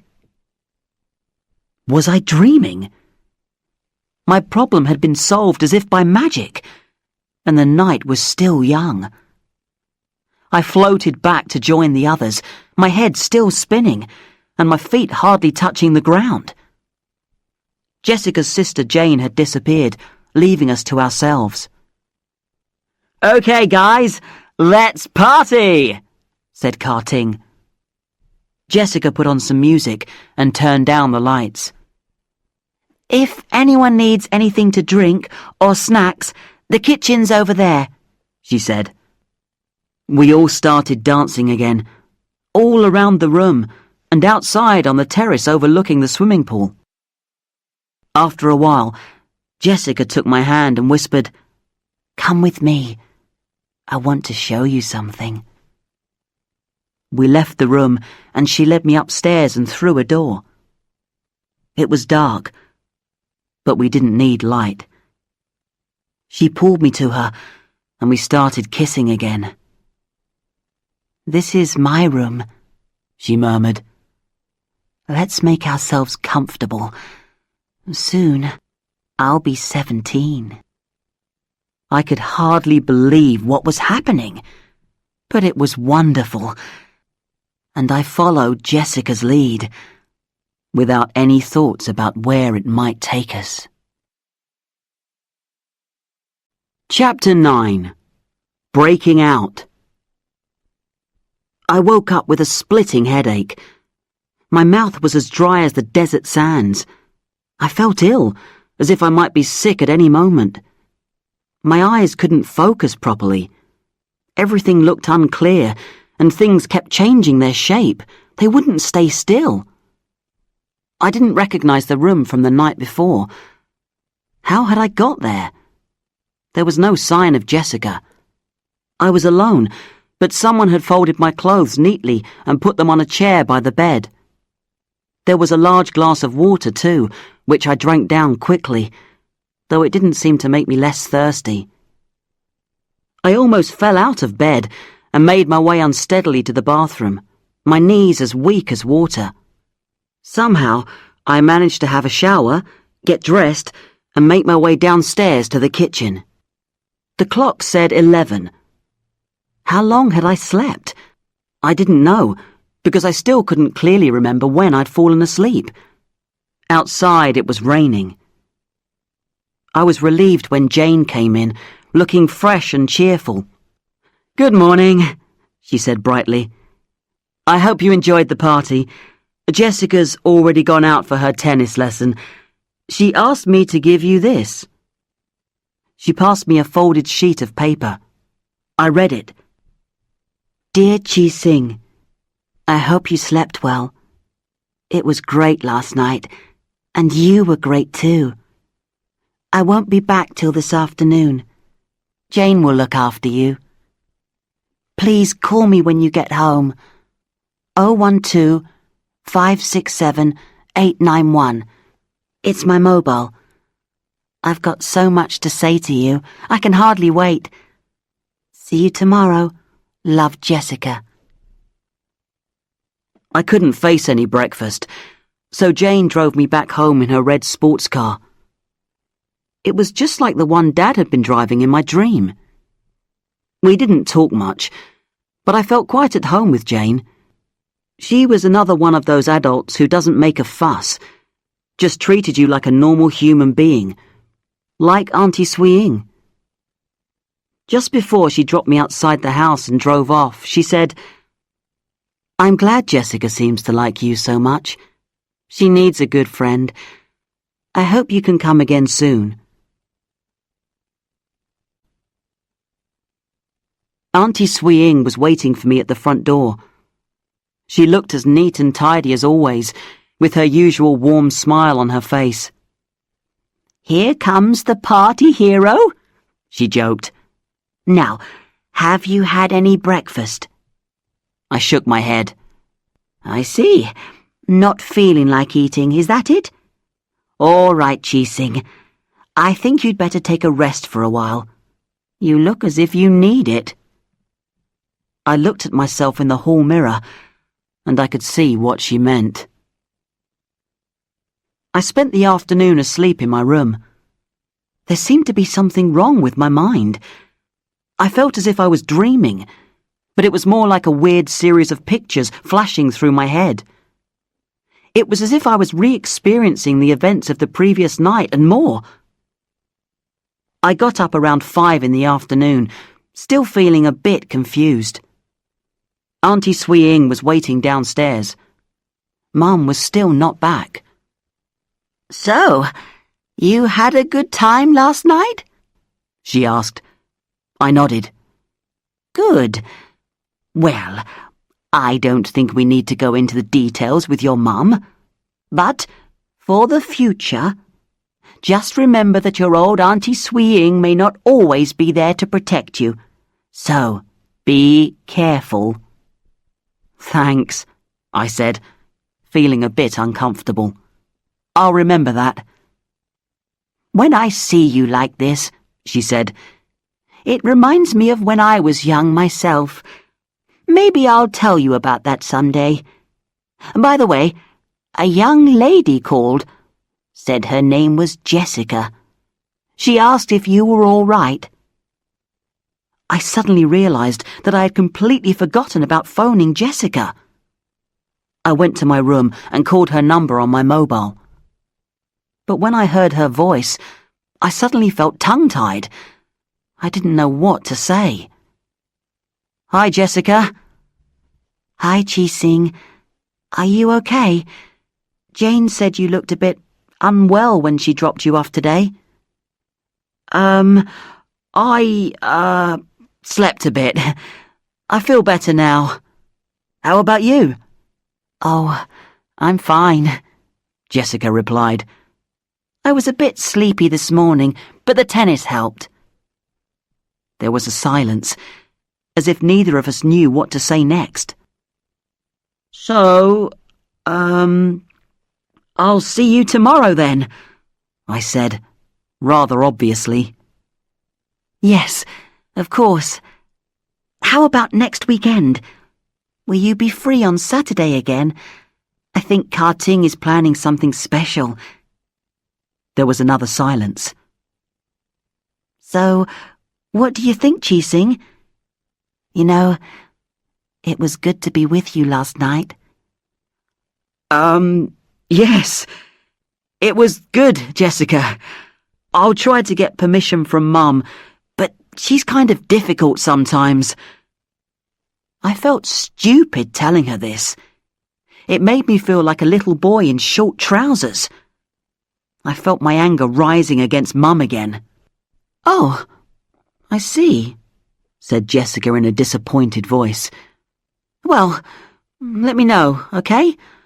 So, I guess I better say bye for now. I still have some things to do before I go to bed. And before I had time to say bye, she'd put the phone down. Obviously, she thought I was acting like a baby. I'd messed up everything with her. I felt angry with myself. And with Mum. Why hadn't I told Jessica how wonderful she was, how much I'd loved being with her, and what we'd done together? But my tongue had turned to wood in my mouth. Now I felt I'd lost her. The next day when we met in school, Jessica didn't make any special effort to talk to me or be alone with me. She acted quite cold and distant. I felt that I really had lost her. She was too grown up for a kid who had to ask his mum for permission to do the smallest thing. At least Karting was still very friendly. Hey, Chi-Sing, that was some party, eh? And I told you Jessica likes you. Now you can see how much, right? And he grinned. I'm having a party at my place next Saturday. You'll come again, won't you? I'll make sure Jessica comes too, don't worry. And we'll have plenty of good stuff like last time. It's going to be really cool. You can sleep over too, so no need to worry about time. I thought about being with Jessica again, and then the trouble I would have with Mum. Sounds great, I said. I'll let you know, okay? Sure, he said, and walked over to talk to his friends. That week, I kept on thinking about the party over and over again. How could I get away again? I was sure Mum would refuse to let me go. But I had to see Jessica again, and show her she was wrong about me. Show her I really wanted to be with her. The word love kept passing through my mind. But I felt a bit uneasy with that word after what Dad had done to us. Anyway, by Wednesday, I'd made up my mind. I would ask Mum, and if she refused, I would go to the party anyway. As I expected, it was not an easy conversation. Mum, I was wondering about Saturday, I began hesitantly. Wondering what? She asked suspiciously, as if she already knew what was coming next. Well, there's this friend of mine from school, Karting, and he's invited me to a party at his place on Saturday. He says I can sleep over, so no need for you to pick me up. You went to a party last Saturday too. You can't expect to go to parties every weekend, you know. What about your schoolwork? How do you expect to get it all done if you're out at parties all the time? And anyway, who is this Karting? It's the first time you've mentioned him. What do we know about him? What about his family? What sort of people are they? How do I know what you're getting up to at these parties? But it's not fair, Mum, I protested. All the other kids get to go to parties. You're not all the other kids. You're my son. And believe me, I know what's best for you. So, if I say you're not going to the party, you're not going, and that's that. I stormed off to my bedroom, boiling with anger at the injustice, the unfairness of it. But now I was determined to go to the party. Never mind the consequences. The next day, I finally managed to talk to Jessica alone for the first time that week. "Jessica, I'm coming on Saturday. I really want to be with you again. I'm sorry about the other day. I was feeling a bit strange. I don't know why." "That's okay. I'm glad you can come." And she smiled at me warmly, the way she had before, and I felt my heart miss a beat. "How are you getting there?" she asked me. "Jane will be taking me, so we could pick you up if you like." "That would be great," I said. "But maybe you could pick me up outside Holiday Stores, not from my place." "Fine. Why not? Say around 8:30? "Great," I said. But my mind was racing on, thinking how I was going to get out of the house under the nose of my watchful mother.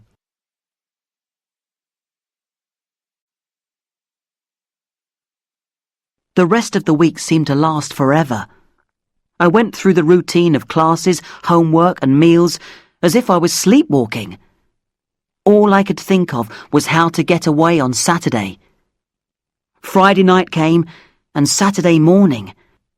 The moment of truth was almost there. But once again, luck was on my side. Mum had a call from one of her cousins, who was over from the United States, inviting her for dinner. Before she left, she warned me again.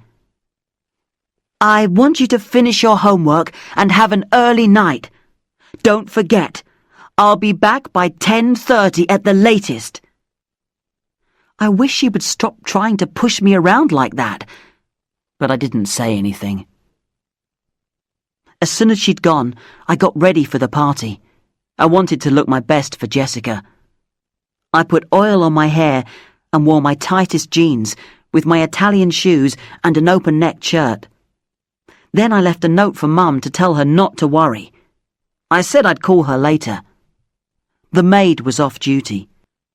I walked up to Holiday Stores shortly before 8:30. Right on time, the sports car pulled up, with Jane at the wheel and Jessica sitting next to her. Jessica looked great again with her long black hair and a tight green dress. I climbed into the back seat and we drove off. This time, I thought Jane was a bit tense, and the two sisters didn't talk on the way to Karting's. As we got out, she said to Jessica, "Don't forget what I told you.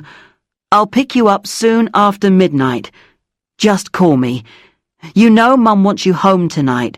No sleeping over. Especially at that Karting's place. You know why. I'm trusting you with her, Chi Sing. Make sure she calls, okay? Don't let me down. Anyway, have a good time, the two of you." For a moment, she sounded almost like my own mum, and I wondered what she meant by that Karting. But I was so happy to be left with Jessica that I thought no more about it. The party was even better than the week before. Karting's father was away. In fact, he always seemed to be away, so Karting had the house to himself. And what a house it was!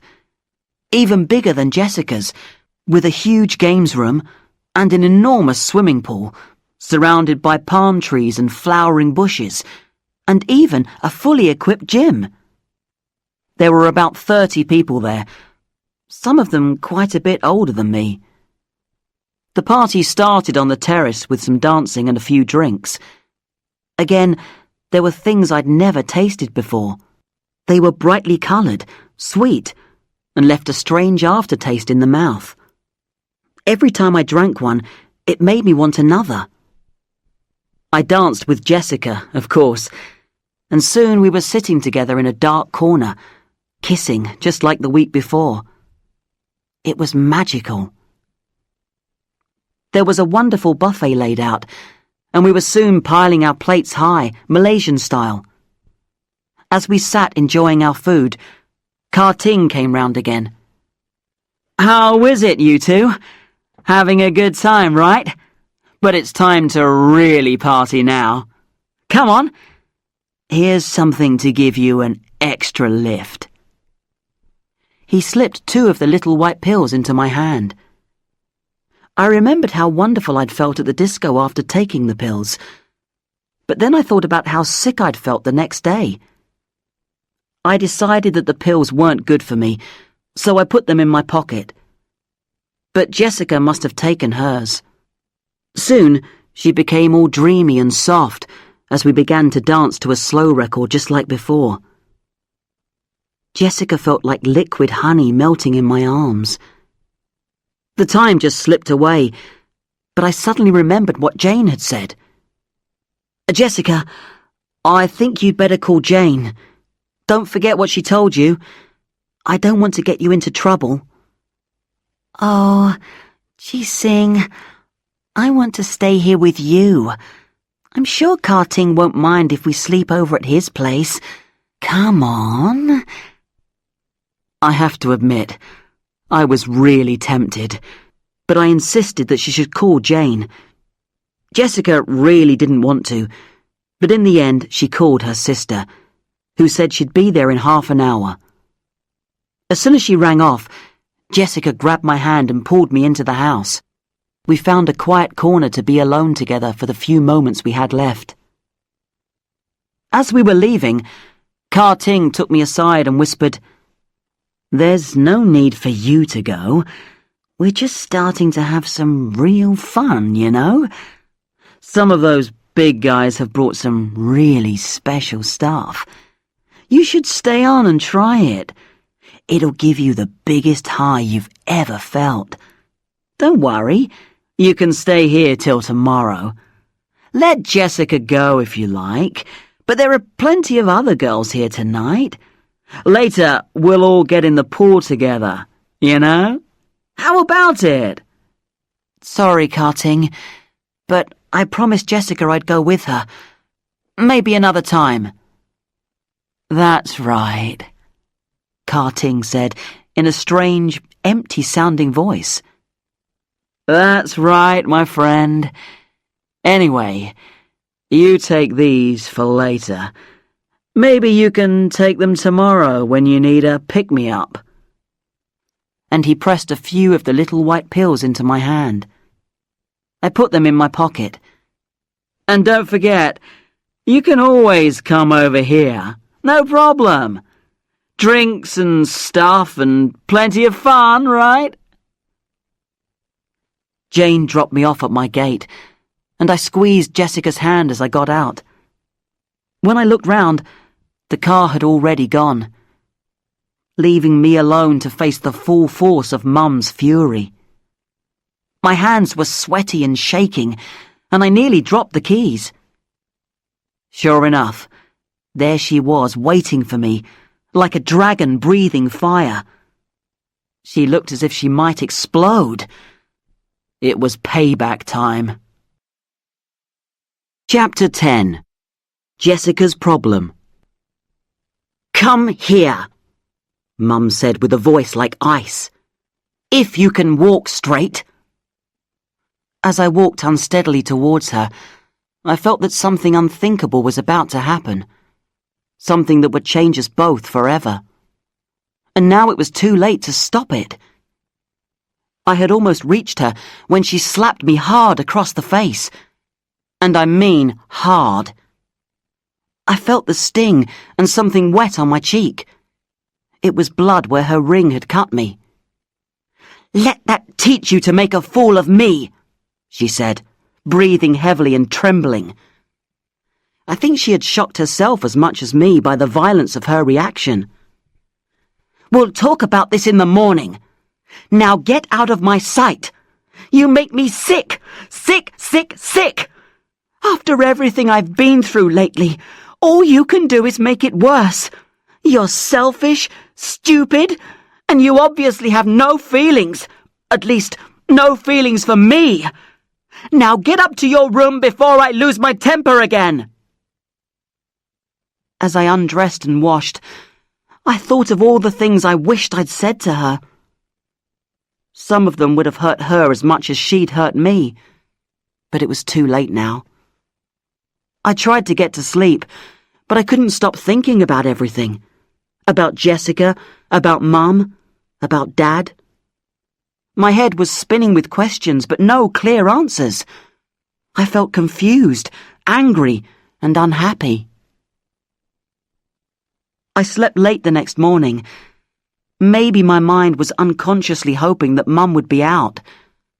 But she was waiting for me when I came downstairs for breakfast. I felt fear deep down in my stomach.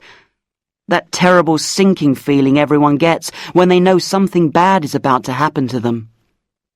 She followed me to the table and sat down with me and poured herself a cup of coffee.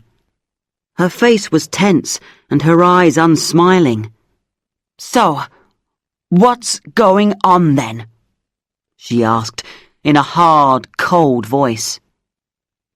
"Nothing," I mumbled as I tried to swallow some cereal.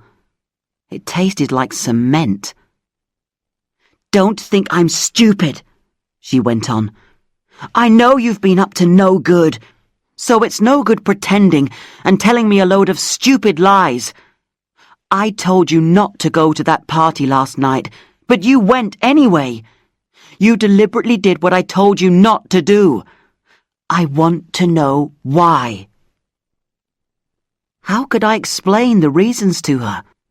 She would never understand how I felt about Jessica, or how exciting it was to be having fun with my new friends, the drinks and the partying, or how I just needed to get out of the house. I just mumbled some sort of protest. "I work at school all week, and I stay here locked up like a prisoner doing my homework night after night. I'm not allowed to do this, not allowed to do that. You won't let me out of your sight. Why can't I go out at least once a week to enjoy myself a bit and have some fun with my friends? It's not fair." "Life isn't fair," she said roughly, "as you should know by now. If life was fair, your father would still be here taking proper care of us, instead of running around with that woman. So don't you talk to me about what's fair and what isn't." "Why do you always bring up Dad?" I said accusingly. "It's as if you're blaming me for what happened." "Don't you dare speak to me like that," she said. "He's left me to look after you, and I intend to make sure you grow up as a civilized human being. And I couldn't care less whether you think that's fair or not." She paused and looked at me hard, her eyes shining dangerously. I pushed my bowl of uneaten cereal away. She started to clear the breakfast things noisily. "So I'm telling you one last time. If I say you are not to do something, then you'd better not do it. No more parties or going out at all till Puri gets back. That's in a couple of weeks from now." "But I thought she was due back this week," I said. "She called me last night to say she can't come back for another 2 weeks. There's nothing I can do about it. Anyway, once she's back, she'll be around to keep an eye on you. Till then, no more going out with your friends, and no allowance either. Do I make myself clear? I've got enough to worry about without having to worry about you too all the time. Now, I'm going over to see Auntie Swee-Ying. Do you want to come?" "No, thanks," I said. Actually, I would have liked to have seen Auntie Swee-Ying, but not now, and certainly not with my mother. "In that case, you'd better get on with your homework. I'll take a look at it when I get back this evening. There's some food in the fridge for your lunch."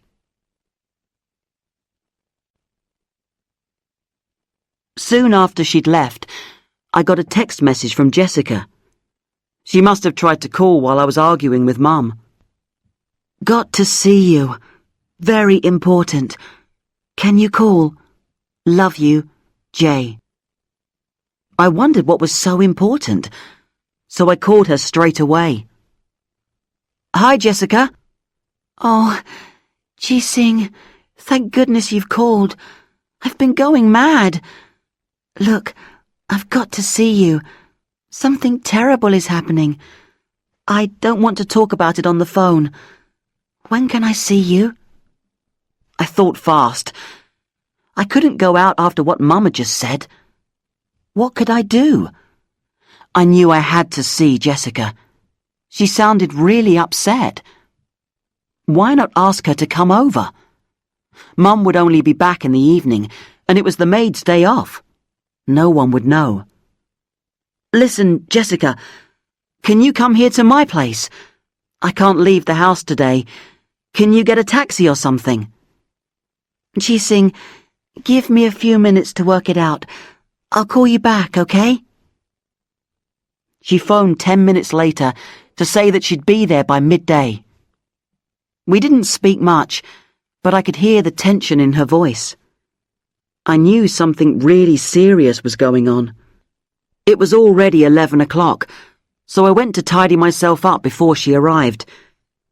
I'd never had a girl over before, and I felt pretty nervous about it.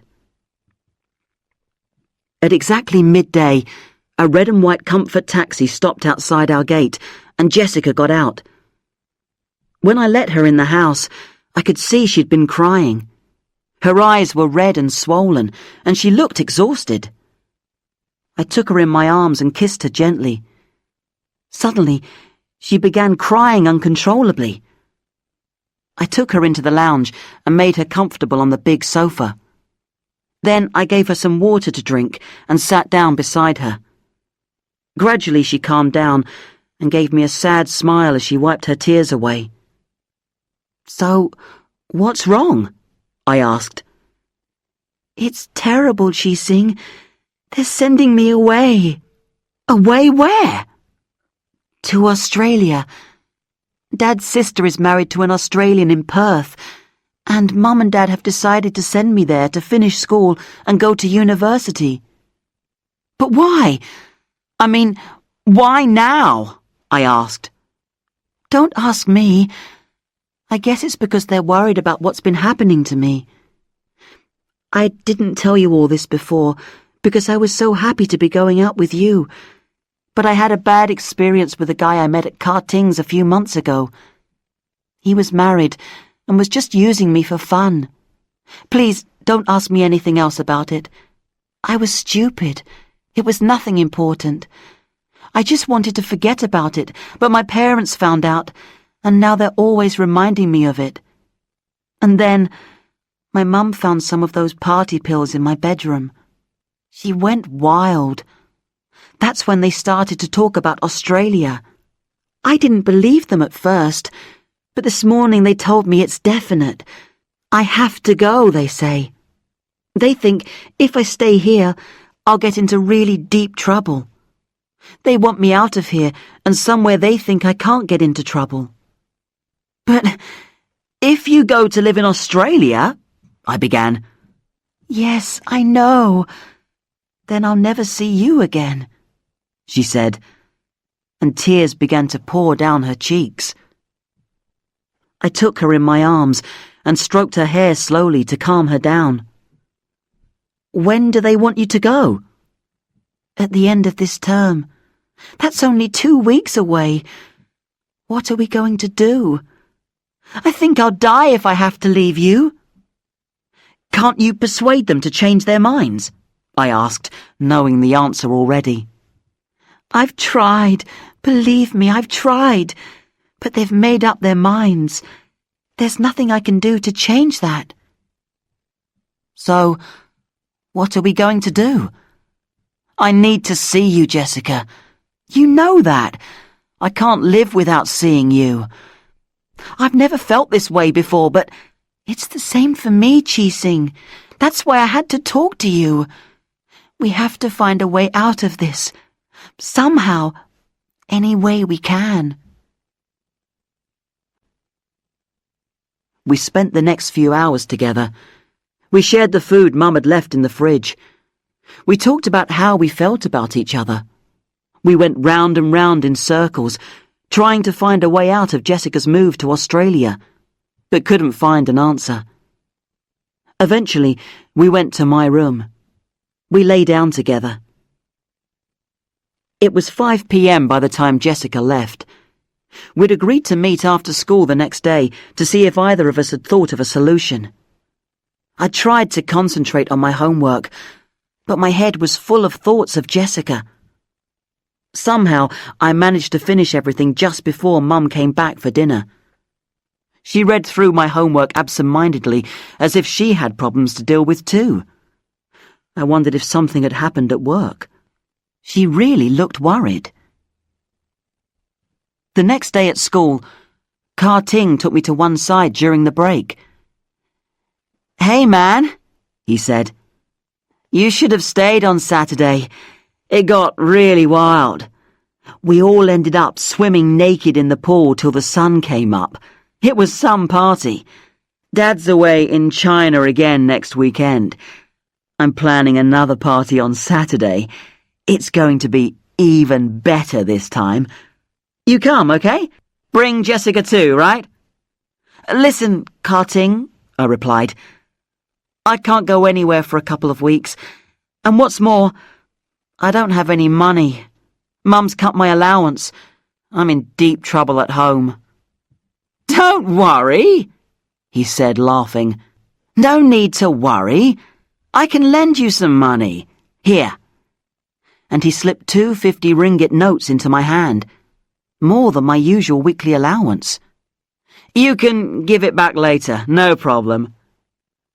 "But I still can't get away on Saturday. I'm stuck at home. She's watching me like a guard dog." "No problem. I'll have another party after that.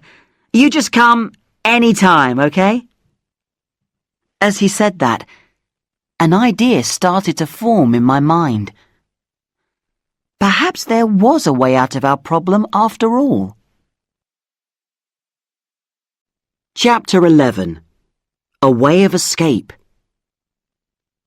I managed to speak to Jessica in a quiet corner of the library before we went home that day. "Jessica, I have an idea. But first I have to know one thing. Are you sure you really want to be with me? Are you sure you'd do anything not to go to Australia? I have to know because—" She stretched out her hand and laid a finger on my lips. "I'm sure. Don't ask me that again, okay? So, listen to my idea and tell me if you think I'm completely crazy." Jessica took my hand. "I'd do anything to be with you, crazy or not." "I've been thinking about Ka Ting," I started to explain. "I think he could help us to run away together." "Run away? But where to? They'd find us, and then it would be worse. Tell me, Chi-Sing, where could we go?" "Just listen. Here's my plan. We go to a party at Ka Ting's place. Not this Saturday, the one after. That's just before you're due to leave for Australia. You can say it's your going away party. When everyone else is leaving, we pretend to leave too, but then we come back. We stay over at his place for the night, then take a bus up to Perlis. My uncle has a bungalow up there. He hardly ever uses it. I know where he keeps the key. We can stay there for a few days. Then we cross into Thailand. It's easy. I've done it before with my parents. Once we're there, we can find jobs. We both speak good English, so getting a job in a hotel or something won't be a problem. No one will find us." "But, Chi-Sing, we'll need to prepare everything. We haven't got much time. I'll sort out the things I'll need to take. We'll need money too. Have you got a savings account?" No, I haven't. But I think I know where I can get some money before we leave. Anyway, I'll start sorting out some stuff to take as well. We'll have to travel light, so no big suitcases, right? Just backpacks. And we'll have to work out how to leave home without attracting attention, added Jessica. Obviously, both of us were thinking practically about the details. But I wondered secretly whether our daring plan would work. Perhaps it was crazy. And we would have to tell Ka Ting too. Every day that followed, Jessica and I would find time to meet and talk about how our preparations were going. It brought us even closer together. Even though I sometimes felt nervous butterflies in my stomach, the excitement of our secret plan made me feel more alive than I'd ever felt before. At home, things were fairly quiet. I tried to do everything I could to behave normally and do whatever Mum asked me. That way, I thought, I would make her less suspicious, and it might be easier for me to slip away when the time came. I noticed she was looking very stressed and tired again. I wondered if it was something to do with her work, but I decided it was better not to ask, in case she got angry again. Being around Mum was like walking on eggshells. One evening that week, she came home late from work while I was upstairs doing my homework. When I went down, she was sitting at the table with some whiskey in front of her. She had her glasses on and was reading through a thick file of papers, absent-mindedly picking at a plate of potato crisps. She looked tired. She was so absorbed in her thoughts that she didn't seem to notice me. After a few moments, Mum looked up. "Come and sit down a minute, Chi-Sing. I want to talk to you." I sat down facing her across the table. Now that I could see her properly, I noticed that her eyes were red and her hands were trembling slightly. She didn't look well. Maybe it was the effect of the whiskey. Mum didn't usually drink. I wondered why she was drinking now. "Listen, Chi-Sing, there's something I want to tell you." Her voice sounded tired and lifeless, and I suddenly felt a wave of love for her. For a moment, I forgot about how hard she'd been on me. "I'm having some problems at work," she continued. "I can't explain it all right now, but things aren't going well. I'm not sure how long I can carry on working there. I just want you to know that because if I have to leave, we'll have trouble paying for everything." I didn't know how to reply, but she had more to say. "I haven't been feeling well lately, and I can't sleep properly. Dr. Narasimhan has given me a lot of pills to take to help me relax and sleep. He says it may be something to do with stress. I hate taking all that medicine. It makes me feel even worse." "I'm sorry, Mum," I sympathized. "What can I do? Anything?" "No, not really. I just wanted you to know, that's all. I know it's not easy for you now, but let's try to get on as well together as we can, right?" "Okay, Mum," I agreed. "Oh, and one other thing. Auntie Swee Ying has invited you over for dinner with her on Saturday night. I have to go to Malacca again. Mei Ling is still in hospital. I'll be back late, so it'll be good for you to have some company." I was really happy to hear this. I'd agreed with Jessica that we both be on our best behaviour till we ran away to avoid creating suspicion. I hadn't seen Auntie Swee Ying for a while anyway, and I always enjoyed spending time with her. So that Saturday evening, Auntie Swee Ying came over to pick me up and take me to her place. The moment I saw her, I felt better. That's the effect she always has on me. We sat on the terrace of her small house drinking mango juice and enjoying the cool of her garden. The jasmine flowers were releasing their sweet evening perfume. Life felt good. "I love this time of day," she commented with a smile. "It's as if the world can breathe again after the heat and dust of the day. So, how are things with you, Chi-Sing?" More or less all right, I replied. How's school? Or maybe I shouldn't ask that. You must get fed up with adults asking you about school, as if nothing else was important. I used to hate that question when I was a girl. So, what else is going on with you, Chi-Sing? You know, I worry about you and your mother a lot. She's having a hard time at the moment. What do you think? I think you're right, I answered. She's got some sort of problem at work.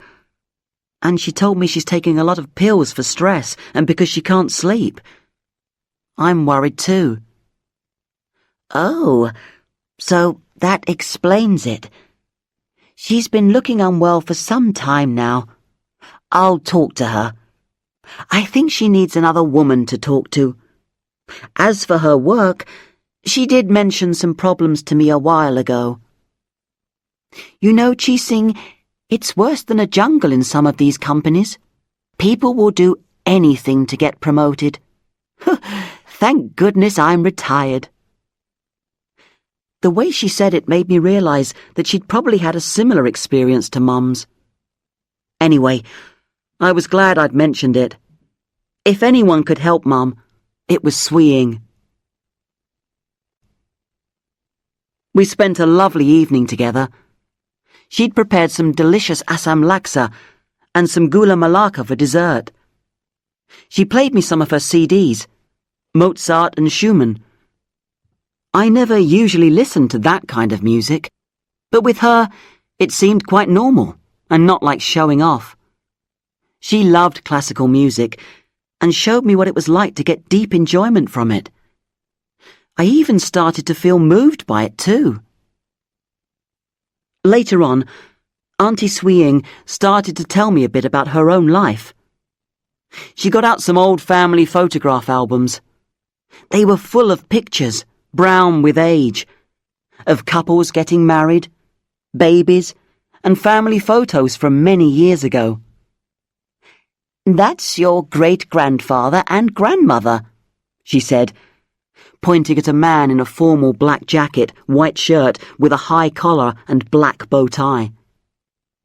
He looked very serious. He stood behind his wife. She was wearing traditional Peranakan dress, with small decorated shoes, a long sarong, and a kabaya. Her hair was tied back, and she wasn't smiling. It seemed incredible that these had been real people with real lives and real problems just like us. Looking at the photos with her, I started to understand how I was part of this network of roots stretching back. I wondered how my own grandchildren would think of me when I was dead and gone. Then she opened a page with just one photograph of an incredibly beautiful young woman. I realized with a sudden shock that this was Auntie Swee-ing when she was younger. "Is that you?" I asked, just to make sure. "It is. Oh, what a change the years make, don't they?" She sighed and turned the page. There was a picture of a handsome Indian man wearing white shorts and an open-necked shirt, standing between rows of rubber trees and smiling into the camera. In the next picture, the same man was standing with Swee-ing. She was wearing a light cotton dress and looking up at him. They were holding hands. They both seemed completely happy. "Who's that?" I asked. Auntie Swee-ing didn't answer immediately. She seemed to be lost in the photograph, and her eyes were far away. "That's Ghana," she eventually replied, without moving her eyes from the photograph. "Where was the picture taken?" I didn't like to ask anything more personal, though I'd have loved to have known more about this man and Auntie Swee-ing. "That was on the rubber estate in Perak," she explained. Ghana was the assistant manager. There was still a British manager even then. It was not long after independence. "How did you meet Ghana?" I asked. "Well, In those days, it wasn't easy to meet young men, especially if you came from the sort of background I was brought up in. You know, Daddy, that's your great-uncle Lim, held an important position in the Ministry of Agriculture. He was fairly well off, though not like some of these new rich around today. I was one of 6 children. There's only me and your Auntie Rosie left now. We were brought up very strictly. Study, study, study. We were all expected to be top of the class. There was church twice on Sunday. No parties, no dances, and no drinking. We were made to believe that our community was somehow better than others. We were the top of society and expected to prove it by being the best at everything. But when was that? I asked. Well, Daddy was doing very well before the war, the Second World War, until the Japanese invasion of Malaya in 1941. That was the year I was born. We had a hard time. I don't know how my parents managed to raise 6 kids. So, what about after the war? Well, Daddy got his job back, and we thought everything would go back to the way it was before. But it didn't. After a while, the movement for independence started up. We finally got it in 1957. That was an exciting time. I was just 16 and preparing for my school-leaving exams. Did you pass your exams? I asked, thinking about my own miserable performance earlier in the year. Oh, yes. I got distinctions. Everything was planned for me to do my A-levels, then go to London to study law. And did you? Did I what? Pass my A-levels? Yes. Go to London? No. Something else happened. I went to Singapore instead. She looked again at the picture of herself with Ghana. I see. It was a stupid thing to say. You do you? She said with a sad smile. I doubt it.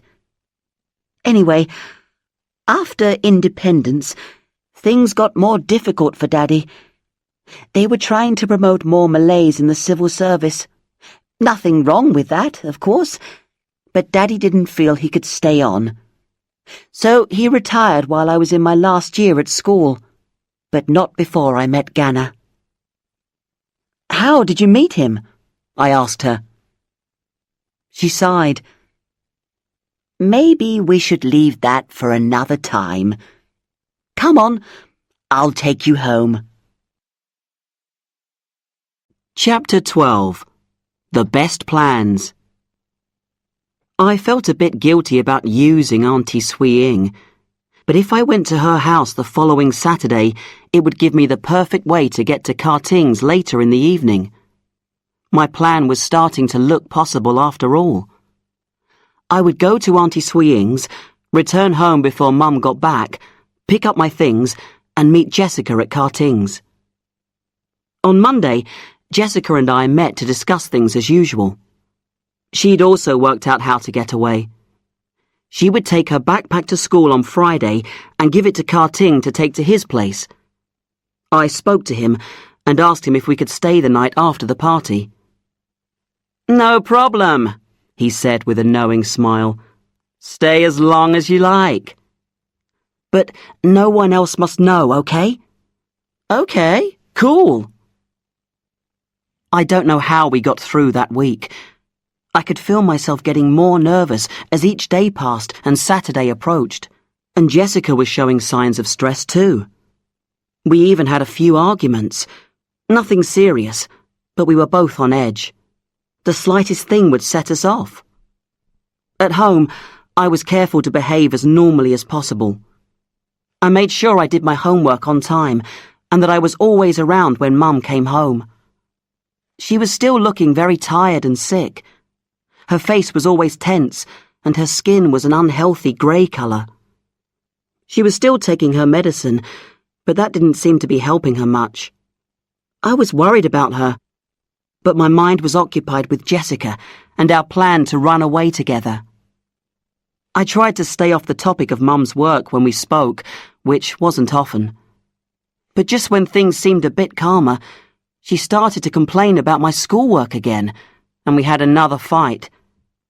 So I didn't feel so bad about leaving after all. On Wednesday evening, Mum got home later than usual. I came down to sit with her as she had her dinner. I had this strange feeling. Everything felt normal, yet I knew that in just 3 days I would be leaving her alone, and we would never sit together like this again. It was as if I were two people at the same time, one playing the loving son, and the other the rebel who would desert her. And each of these two people could see the other and was wondering just how they could exist together in the same body. She asked me about my day. "So, how did you get on?" "Not bad," I answered. "I got an A for my English essay and a B+ for my maths project."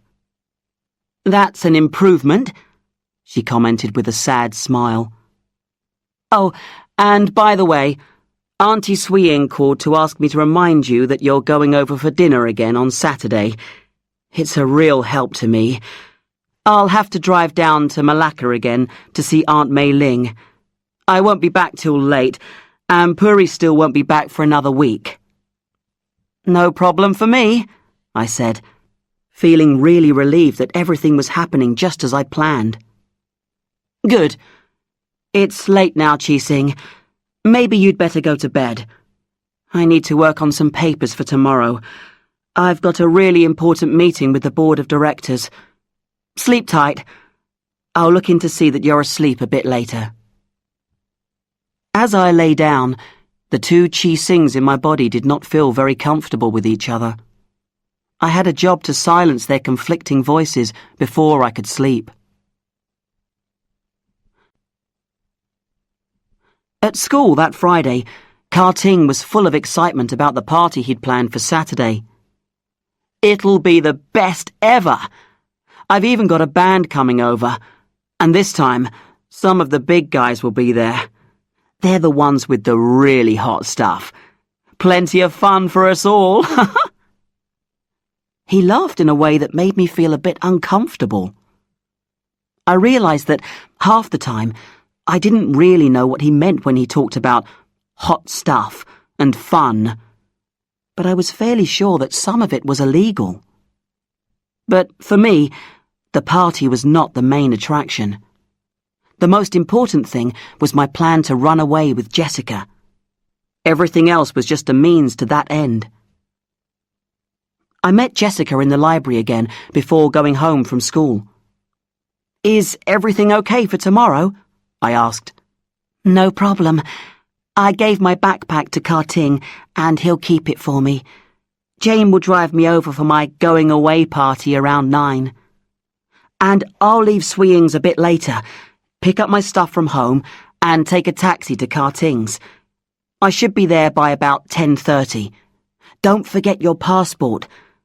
I can't wait to see you tomorrow." "Me neither," she replied, and squeezed my hand as she left. As I think back on the days that followed, the events seemed to crowd in rapidly, one after the other. My memories are like a fast-moving film, with one image flashing onto the screen for an instant, then being pushed aside by the next image. Auntie Swiying picked me up at 7 on Saturday evening. We spent another enjoyable evening together.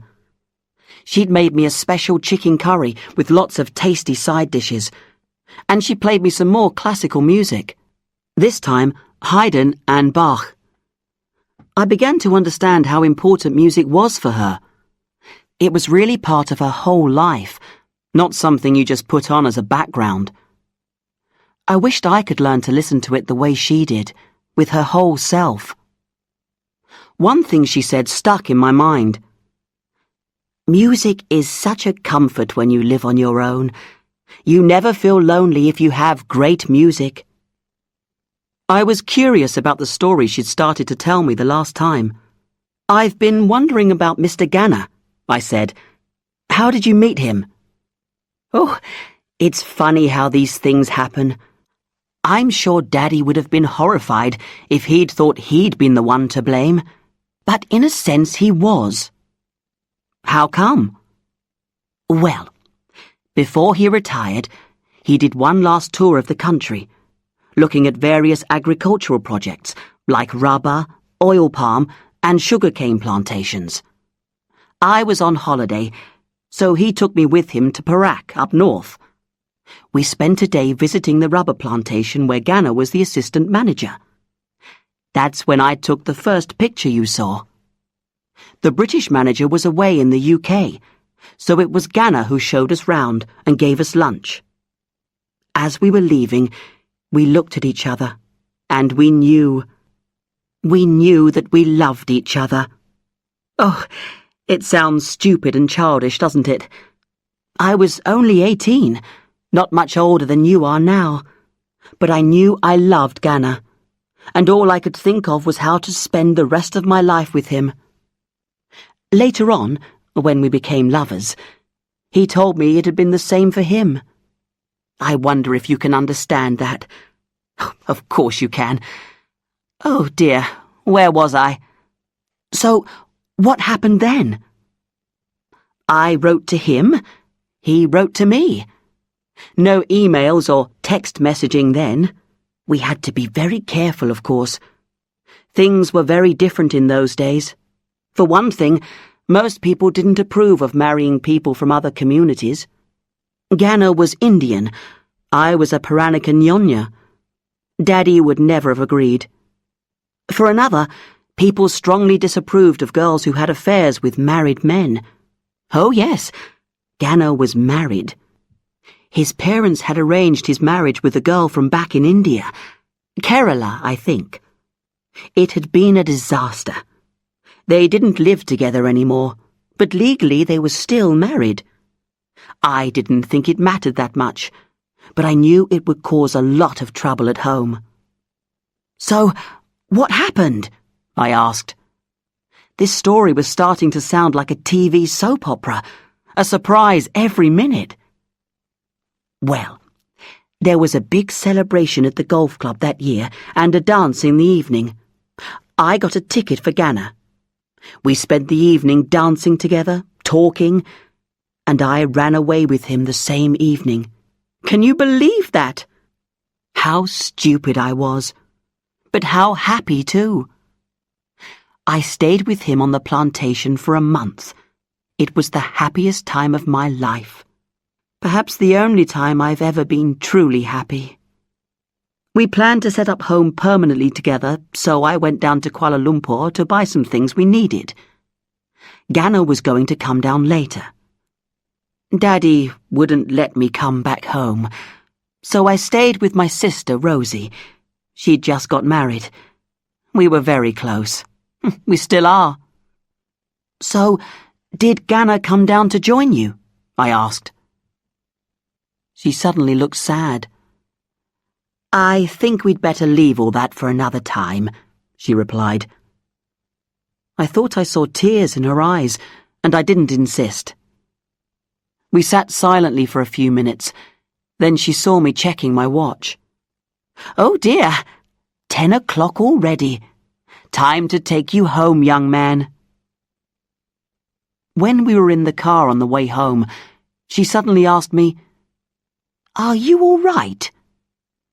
Oh, yes, I answered. But something in my voice must have sounded false. Are you sure? You seem a bit nervous this evening. If there's anything wrong, you can talk to me. I hope you know that. I don't want to stick my old nose into your life, but... No, it's okay. I was just thinking about Mum, I mumbled, hating myself for this lie. Well, if everything's really all right, fine, she said. But don't forget, I'm always there if you need to talk about anything, Anything at all. Now, here we are. Sleep well and come and see me again next week. Chapter 13. Pool Party. As soon as I got home that evening, I quickly packed the clothes and other things I prepared into my backpack. I took my laptop just in case. I looked at all the small things I'd collected when I was a child. My shells, my coins, my Man U football posters. I would be leaving all this behind me. I picked up a kaleidoscope. It had been my favourite toy when I was about 8 years old. I shook it and looked into it, watching the brightly coloured patterns. I shook it again and watched the patterns change. I couldn't help thinking that now my whole life was a kaleidoscope, a series of rapidly changing patterns as each event shook it. I went to Mum's room. I knew she kept her cash in a drawer in her bedside table. The key was in a pot on her desk. I quickly unlocked the drawer. There was 2,050 ringgit notes in an envelope. I took 1,000, hoping she wouldn't notice anything missing immediately. It would be enough for Jessica and me to live on until we got to Thailand. My hands were trembling, and my heart was beating like a drum. I was a thief, and I felt like one. It wasn't a good feeling, but it was too late to feel sorry now. I called comfort cabs and was soon on the highway going to Karting's. It was just 11 p.m. When we stopped outside his house, there were a lot of very expensive-looking cars in the drive, and the party was in full swing. I quickly found Karting, and he took me up to the room Jessica and I would share later. Her backpack was already there on a chair. I dropped my things in a corner and went over to Karting, who was standing by the window. The room overlooked the terrace and the swimming pool. A group of people were standing near the bar. Others were helping themselves to food. A few were dancing already. My heart missed a beat when I saw Jessica dancing with a man I'd never seen before. They were dancing very close, as if they knew each other well. I suddenly felt the sharp pain of jealousy for the first time. Karting took my hand and emptied 3 pills into it. 1 white, 1 blue, and 1 pink. "That should get you started," he laughed. "Everyone's getting really high already. Come and join the fun." I thought for a moment. I hadn't taken any pills at the last party, and I'd been fine. But when I'd taken them the first time, I'd felt so bad afterwards. I smiled at Karting and pushed the pills back into his hand. "I don't need these to have fun," I said. "And neither should you." "Okay, as you like." He looked disappointed. "But you don't know what you're missing." We went downstairs and out onto the terrace. More people were dancing now. Some of them seemed to be out of control already, making wild movements and with strangely absent looks on their faces. I saw Jessica again. She was still dancing with the same man. I looked at him more carefully. He looked about 30 years old, much older than me.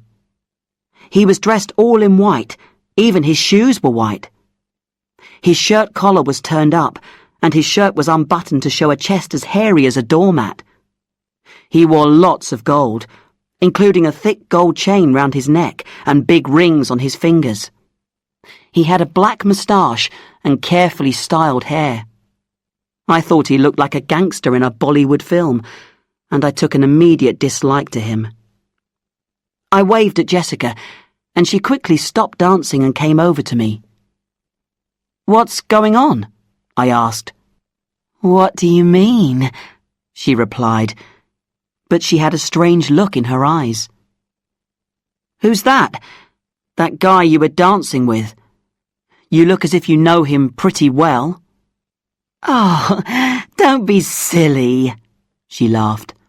"That's just Suresh, someone I met at Karting's last year. He owns an import-export business down in Klang. Come on, let's dance. I feel dreamy already." And she pulled me onto the dance floor. As we danced, I noticed the man watching us closely. I didn't like the way he was looking at us at all. Then he went away into a corner to talk to some other older guys. Some of the younger group went over to them, and I saw him handing over small packets of something. I also saw the flash of money changing hands. When we sat down together in a dark corner, I tried to kiss Jessica, but for the first time, she turned her face away from me. "Not now," she complained. "We'll have plenty of time later." I was hurt, but I tried not to show it. As the party went on, I felt more and more uneasy. Too many people seemed to be acting strangely. Some of the older people were getting drunk. Others were obviously taking pills and getting the rush of excitement I remembered so well. I was glad I hadn't accepted the pills from Karting. I decided to drink only water. I would need to keep a clear head, especially as Jessica had already passed the stage where she could think clearly. She'd obviously had something to drink, and from the dreamy look on her face, I could tell she'd taken some of Karting's pills too. I tried to keep her away from the crowd, but she seemed to be drawn to them. I went to get her some food, but when I came back, she was dancing with that guy again. I didn't know what to do. After a time, I waved to her to come back, and after a few more minutes, she came over to me, walking unsteadily. "What's wrong?" she mumbled, speaking as if she had a piece of cotton wool in her mouth. "Why are you dancing with him again?" I asked. "I'm just having a bit of fun. What's wrong with that? Oh, you're no fun tonight. You going to a funeral or what?" And she smiled a silly smile. "We should go upstairs," I replied. "We need to rest properly before we leave." "There's plenty of time," she said, and started to walk away from me. She looked as if she might fall over at any moment. I took her hand and tried to pull her aside, but she pushed me away. Once again, she went over to the man I disliked the look of so much. Soon they were dancing again, and he was holding her too close. I began to suspect that this was the man she'd told me about earlier, the one who had used her as a plaything. I could see he was wearing a wedding ring. The music suddenly moved to a really hot rhythm, and everyone joined in the dancing, except me. Karting was leading the dance, and he suddenly shouted, "Okay, everyone, in the pool!" And people began pulling off their clothes and jumping into the pool. I was shocked to see Jessica topless among them. In the pool, there was a lot of splashing and fooling around. Things were getting out of control. I saw the man lift Jessica by the waist and drop her into the water. I watched, feeling helpless. But then, to my horror, I couldn't see Jessica anymore. She had disappeared beneath a struggling crowd of bodies. Without thinking, I pulled off my shoes and trousers and dived in. The water was as warm as soup. I found Jessica lying in a corner at the bottom of the pool. People's legs were moving about above her. I managed to reach her and pull her to the surface. She was so heavy. Some people helped me drag her out of the pool and onto the terrace. She wasn't breathing. Chapter 14. Beyond Parental Control. People started panicking immediately, running about aimlessly and screaming. I grabbed Karting and shook him hard. "Call the emergency services right away," I ordered. "Hurry!" I turned Jessica's body over and started to do mouth-to-mouth resuscitation. I was amazed that I could still remember how to do it from the first aid course I'd done the year before. Then I put my hands on her chest and pushed hard. Once, twice, 3 times. After what seemed like ages, I felt a small movement in her lungs. Suddenly, water came out of her mouth and she started breathing again. But she still didn't open her eyes. She was alive, but something was badly wrong. I had a strange feeling now when I touched her, so very different from what I'd felt when we'd been lovers. Now it was all so impersonal. She felt like a total stranger, an object, no longer the girl of my dreams. And her skin felt cold, so cold. A lot of the partygoers had hastily put on their clothes and were running to their cars. But an ambulance with flashing lights soon blocked the drive. It was closely followed by police motorbikes and a car full of uniformed men. "Nobody leaves!" shouted a police officer. "I want everyone inside the house, now!" The ambulance men took over from me and soon lifted Jessica into the back of the vehicle. As they closed the doors, I asked, "Can I come with her? We're together." But I was pulled back into the house by 2 policemen. There was no point in trying to resist. I watched, helpless, as the ambulance drove away. Inside the house, the policemen divided us into a teenage group and an older group. Each group was taken into a separate room. As my group was pushed roughly into the games room, Karting whispered to me, "Don't tell them anything about the pills, okay?" He looked terrified, no longer the confident, cheeky leader of all the fun and games. Now he was just a frightened boy. A senior policeman, an inspector I think, came in after us. He shut the door behind him. "This is serious," he said. "Very serious.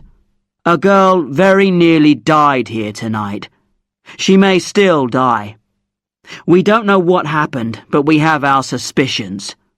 If you know what's good for you, you'd better answer our questions honestly. If you try to cover things up, I can assure you that we will find out. And that won't be good for you. Understand?" He stood there in his dark blue uniform, with the silver buttons on his shoulders, slapping his stick impatiently against his leg. I felt sure he would have liked to have used the stick on us too. We all nodded. "Right. Now, whose house is this?" After a brief pause, Karting raised his hand nervously. "How old are you?" "I'm 17, Karting answered in a whisper. 17, eh? And where are your parents? Do they know about this party here?" "My dad's away in Hong Kong," said Karting. "My mum doesn't live here anymore." "And what's been going on here anyway? I want everyone to turn out their pockets, now!" His voice was so loud, we almost jumped out of our skins. He walked up and down in front of us as we emptied the contents of our pockets onto the table, one at a time. The police put each lot into separate plastic bags. I felt relieved that I had not taken the pills from Karting. When he emptied his pockets, there was a bag of pills and a lot of money. "Right. I want everyone's name, address, and contact telephone number, now!" he shouted again. "Give them to Sergeant Idris here. When we've got that information and noted down what you had in your pockets, you'll be taken to the police station and held till tomorrow. Then we'll question you formally." By the time we left the room, several big police vans had arrived. 10 of us were pushed roughly into one of them, and the rest of us into another. The doors banged shut, and we were driven away. As we left, I saw the older people being pushed into 2 other vans. Some newspaper photographers were taking flash pictures. Someone must have phoned the press. The story would be in the Sunday newspapers. I hoped our names wouldn't be published. We couldn't see much through the small windows, so I had no idea where they were taking us. About half an hour later, we stopped and the doors opened. A group of policemen pushed us through the door of a police station. Then we were locked into small cells, 4 people to a cell. I looked at my watch. It was 3 in the morning. I felt terrible. The others, the ones who had taken pills or drunk too much, felt even worse than me. I thought of Jessica, wondering where she was and how she was, and who she really was. How could she have been in love with me when she had acted like that with Suresh? I thought of Mum and what she would do when she found out about all this. And I thought of Auntie Swee Ing and wished I was still safely at her house listening to music. It all seemed so long ago and so far away. I felt dirty and tired. I badly wanted to relieve myself. When I called out to the policeman in the corridor to ask to use the toilet, he laughed. "Where you think you are? This no Hilton Hotel, you know. You got 1 bucket, it's for that." He pointed to a bucket in the corner of the cell. The 4 of us would have to share it. I relieved myself, feeling ashamed in front of the others. It was hot in the cells and airless. We lay down on the hard wooden beds and tried to sleep, but sleep did not come. Instead, whenever I tried to close my eyes, all the events of the evening kept flashing in front of them. At 7 a.m., a guard came with a tray with some weak half-cold tea and a bowl of rice soup for each of us. That was all we got for breakfast. We were so hungry and thirsty that we ate it. Then we waited.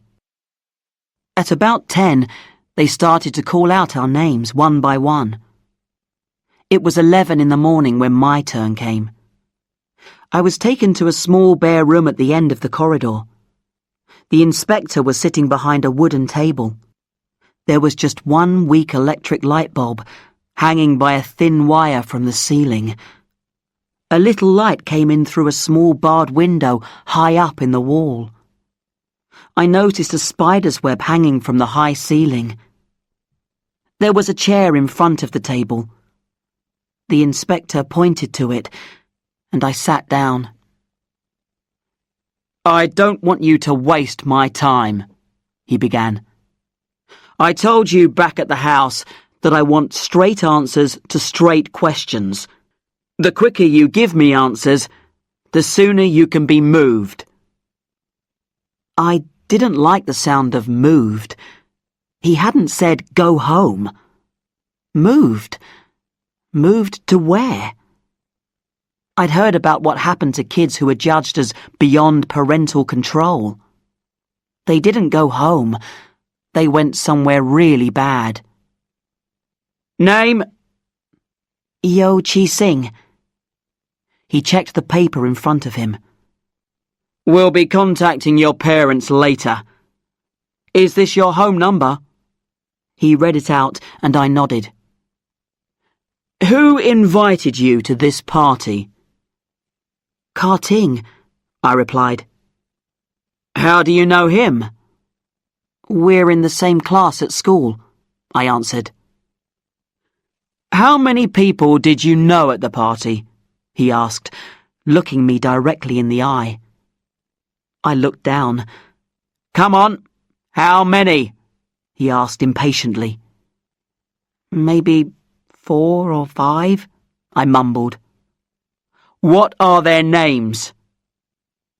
"Ka-Ting, Jilik, Wendy, Ruby, and Jessica. The girl who—" "Ah, yes, Jessica," he said thoughtfully. "Tell me about Jessica." "She was we were close friends. We were—" "She was your girlfriend, right?" Yes, sir. And Karting? He invited us to the party, Jessica and me. Had he ever invited you before, or was this the first time? He'd invited me maybe twice before, I confessed. What about these? He asked, throwing some pills on the table. Do you know what they are? It was useless to lie. He already knew the answer. Yes, sir. But those are not mine, sir. I know that. Did Karting ever give you this kind of thing before? I hesitated, but it was useless. Right, he did. Where did he get them from, do you know? No, sir. How about this guy? You know him at all? He showed me a picture of the man Jessica had been dancing with. The man called Suresh. No, sir. I saw him for the first time tonight. I just know his name is Suresh. Did he give you anything? Sell you something, maybe? No, sir, I answered truthfully. Okay, I believe you, he said. I felt relieved. Now you will go for a drugs test. If you test positive, some bad things are going to happen to you, my boy. Even if you test negative, we know you've taken them before. Yes, sir, I admitted, looking down. Were you the one who gave the girl mouth-to-mouth? Yes, sir, I said. Well, maybe that'll be good for you. You probably saved her life, but she's still in intensive care. She may not make it. And if not, someone will be in deep trouble, he said, looking at the picture of Suresh. Okay, now you'll go back to your cell. I may call you again later. He pointed to the door, and a policeman led me back to my cell. What happened between then and the time I was released the next afternoon? All I know is that Auntie Swiying came to the police station in Petaling Jaya to collect me on Monday afternoon. How did she manage that? She told me later that she'd known Inspector Sundaram, that was his name, the man who'd interviewed me, when she was younger. He owed her a favour. I never found out what the favour was, but she certainly knew how to take advantage of it. It was Swiying who somehow managed to persuade the police not to keep me in the cell, but to release me with a warning. She was now responsible for my behaviour. I was listed as being beyond parental control. If I misbehaved again, she would have to answer to the police. As we drove away from the police station, she squeezed my hand. "Don't worry, Chi Sing," she said in a kindly voice. "I'll make sure you're okay. And your mum, too. But there's a lot to explain yet. I'd better tell you what's happened before we go to see her." And she started to do just that. Chapter 15. Auntie Swiying takes charge. In the taxi on the way to the hospital, Auntie Swiying told me what had happened. It seemed Mum had come back late on Saturday night. She'd been so tired that she'd gone to bed without checking if I'd been asleep or not. It was only on Sunday morning that she'd discovered I was gone. She'd called Auntie Swiying to check if I'd stayed with her on Saturday night. Auntie Swiying had come over straight away. Together, they'd discovered that my things were missing. It was obvious that I'd run away. It was even more obvious when Mum discovered that some of her money was missing too. "Your mother was so upset, Chi Sing. I'm not blaming you, but you really should know how badly it affected her. She was crying all the time. She couldn't stop. We even called your father in case you'd gone to him. Then he came over, which didn't improve things. They just started blaming each other for everything. Then we got a call from Jane, that nice sister of Jessica. She told us about Jessica's accident and the police raid and everything. You can imagine the effect that had on your mum. And then we read the report in the Star about Jessica's accident and the arrest of a lot of young drug users and some of the drug pushers. The headline screamed about it. Teenage drug party tragedy. The Straits Times ran the story too. Tragedy at teenage pool party. They didn't mention your name, but we both knew you were up to your neck in trouble. I began to realize just how stupid and selfish I'd been. Auntie Swiying went on with her story. I started ringing around to see what I could find out.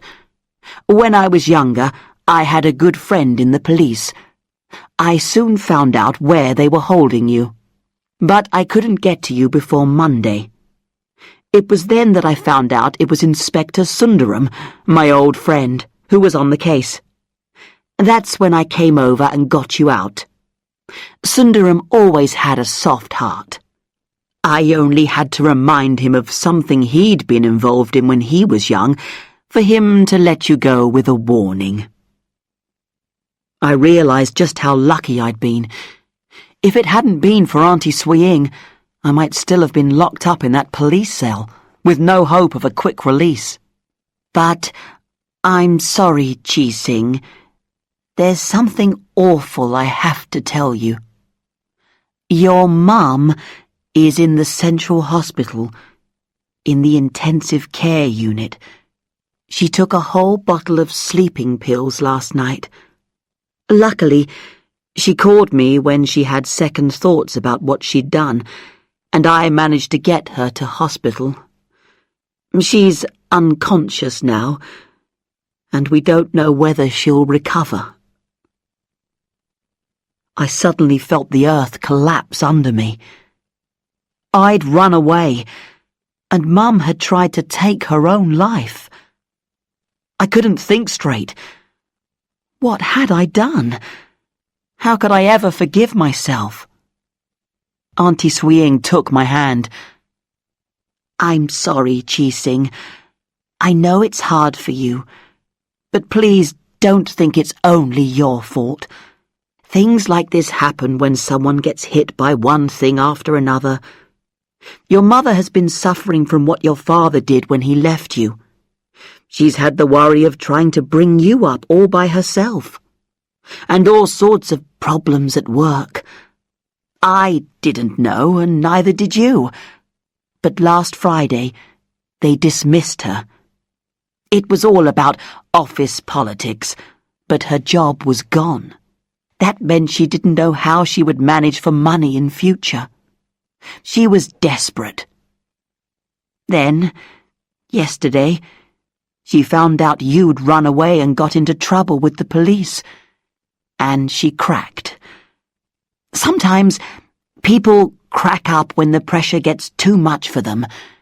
You're not to blame. Your mum's not to blame. It's life that's to blame, if blame is the right word for it. It's the way things sometimes are. Things happen. The taxi was entering the gates of the Central Hospital as she spoke, and I knew that something terrifying was going to happen to me again. I hated hospitals. I hated their smell and the atmosphere of fear. Chapter 16. Picking up the pieces. So here we are, waiting. A doctor comes into the waiting room. He looks kind, but he has a concerned expression on his face. Good morning, I'm Dr. Ong, he says as he sits down with us. I'm afraid your mother is still in a serious condition. We're doing our best for her, but she took a very big overdose of pills. She's stable at the moment, but we won't really be able to tell you anything more till tomorrow. I think the best thing you can do is to go home and wait till we call you. I'm sorry I can't tell you any more than that for now. As we arrive back home, everything seems so familiar and so strange at the same time.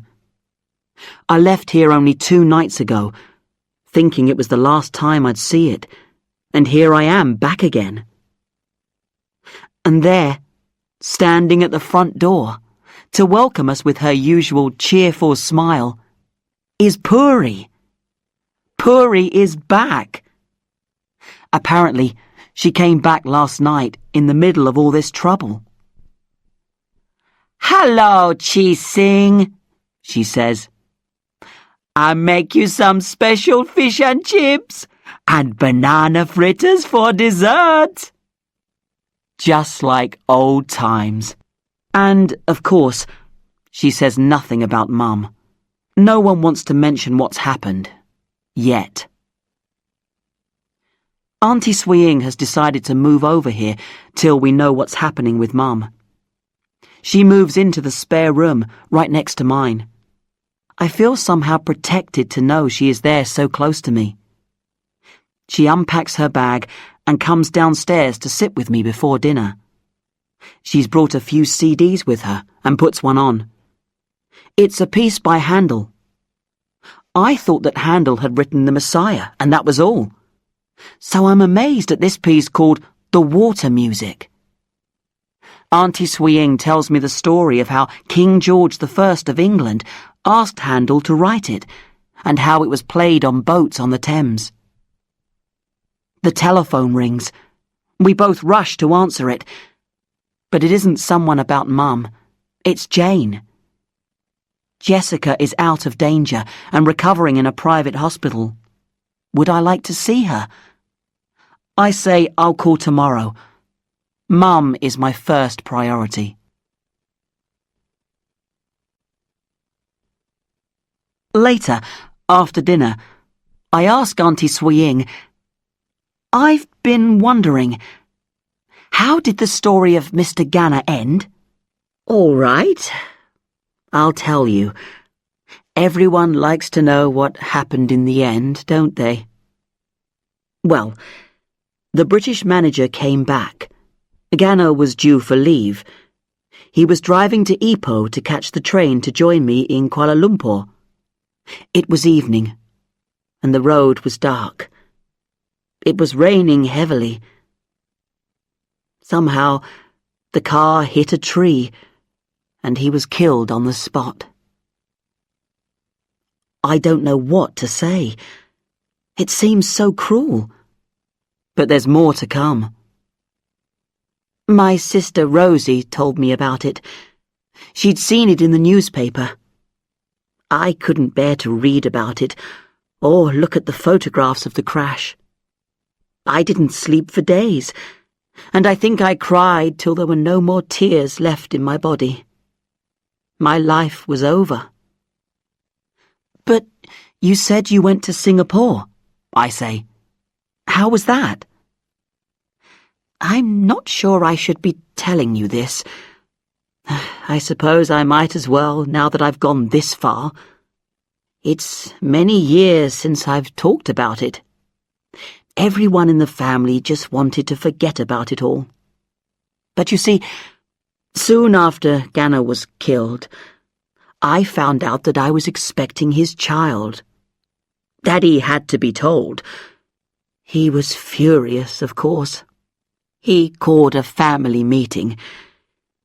They all agreed I should be sent to Singapore to get me out of the way and stop any gossip. So, that's what happened." There are tears in her eyes. I cannot ask her what happened in Singapore, and she doesn't offer to tell me. Enough is enough, I guess. Some things are better left unsaid. "It's getting late, Chi Sing," she says. "I'm sorry if I've upset you with my story. It wasn't the end of my life, you know. Who knows whether Ganna and I would have been happy together anyway? Maybe not. And as for Daddy and the family, well, I forgave them long ago. But, as you can see, I cannot forget. I never married. Instead, I became everyone's aunt. All right, you'd better get to bed now. Sleep well, Chi-Sing." She leans over and kisses me lightly on the cheek. As I go upstairs, she starts to play the water music again. It's late, but I'm still lying awake in my bed. I can't get Auntie Swee Ing's story out of my head. I wonder how someone can live through what she's experienced in her life without going completely crazy. But then I start to think of the rest of us too. Will Mum be all right? How will she cope when she comes out of hospital? If she gets better? How will Jessica cope with her life too? How will Dad cope with the crisis he's caused? And how will I cope with the consequences of what I did? All the faces and actions and scenes go round in my head like the coloured shapes in my old kaleidoscope. They make one pattern, then, as I go on thinking, they break up and make different, changing patterns. At last I fall asleep, but the changing images go on troubling my dreams. Next morning, there's a call from the hospital. Mum has regained consciousness. She's out of danger. We can visit her that afternoon. What a relief. When we arrive, she's sitting up in bed drinking something from a glass. The curtains are open and the room is full of light. They've taken away all the tubes from her nose and arms. She's smiling weakly. She has black bags under her eyes and her arms are bruised blue and yellow, but she looks more like her old self again. "Hello, Mum," I say, a bit embarrassed. "You're looking better." Suddenly, a wave of love sweeps over me, and I rush into her open arms. "I'm sorry, Mum," I cry.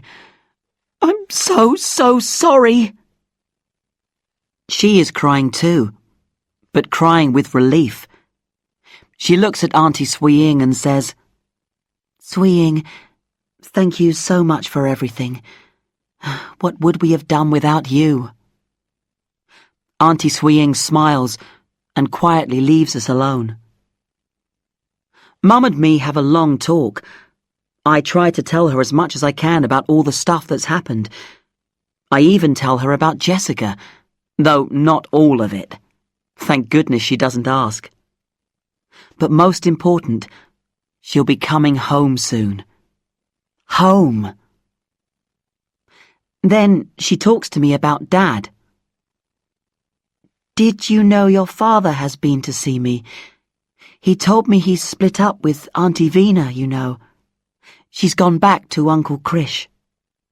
"No, I didn't know," I say. "He wants to come back home," she says. "What do you think?" I hesitate before answering. To tell the truth, I'm not at all comfortable with the idea of having him back. But I'm not sure how she feels, so I say, "I don't know, Mum. I think about him a lot, but it seems a bit strange now. I mean, after everything that's happened and... how would we get back to normal again?" "Don't worry," she says. "I've told him I don't want him back. Certainly not right away. It's too soon, and maybe I won't want him back at all, after everything he's done to us. I still can't forgive him for that." No, is all I can say. But he's still your father, she says. Maybe you should think about seeing him sometimes. I know he misses you a lot. It's up to you, though. Just think about it, that's all.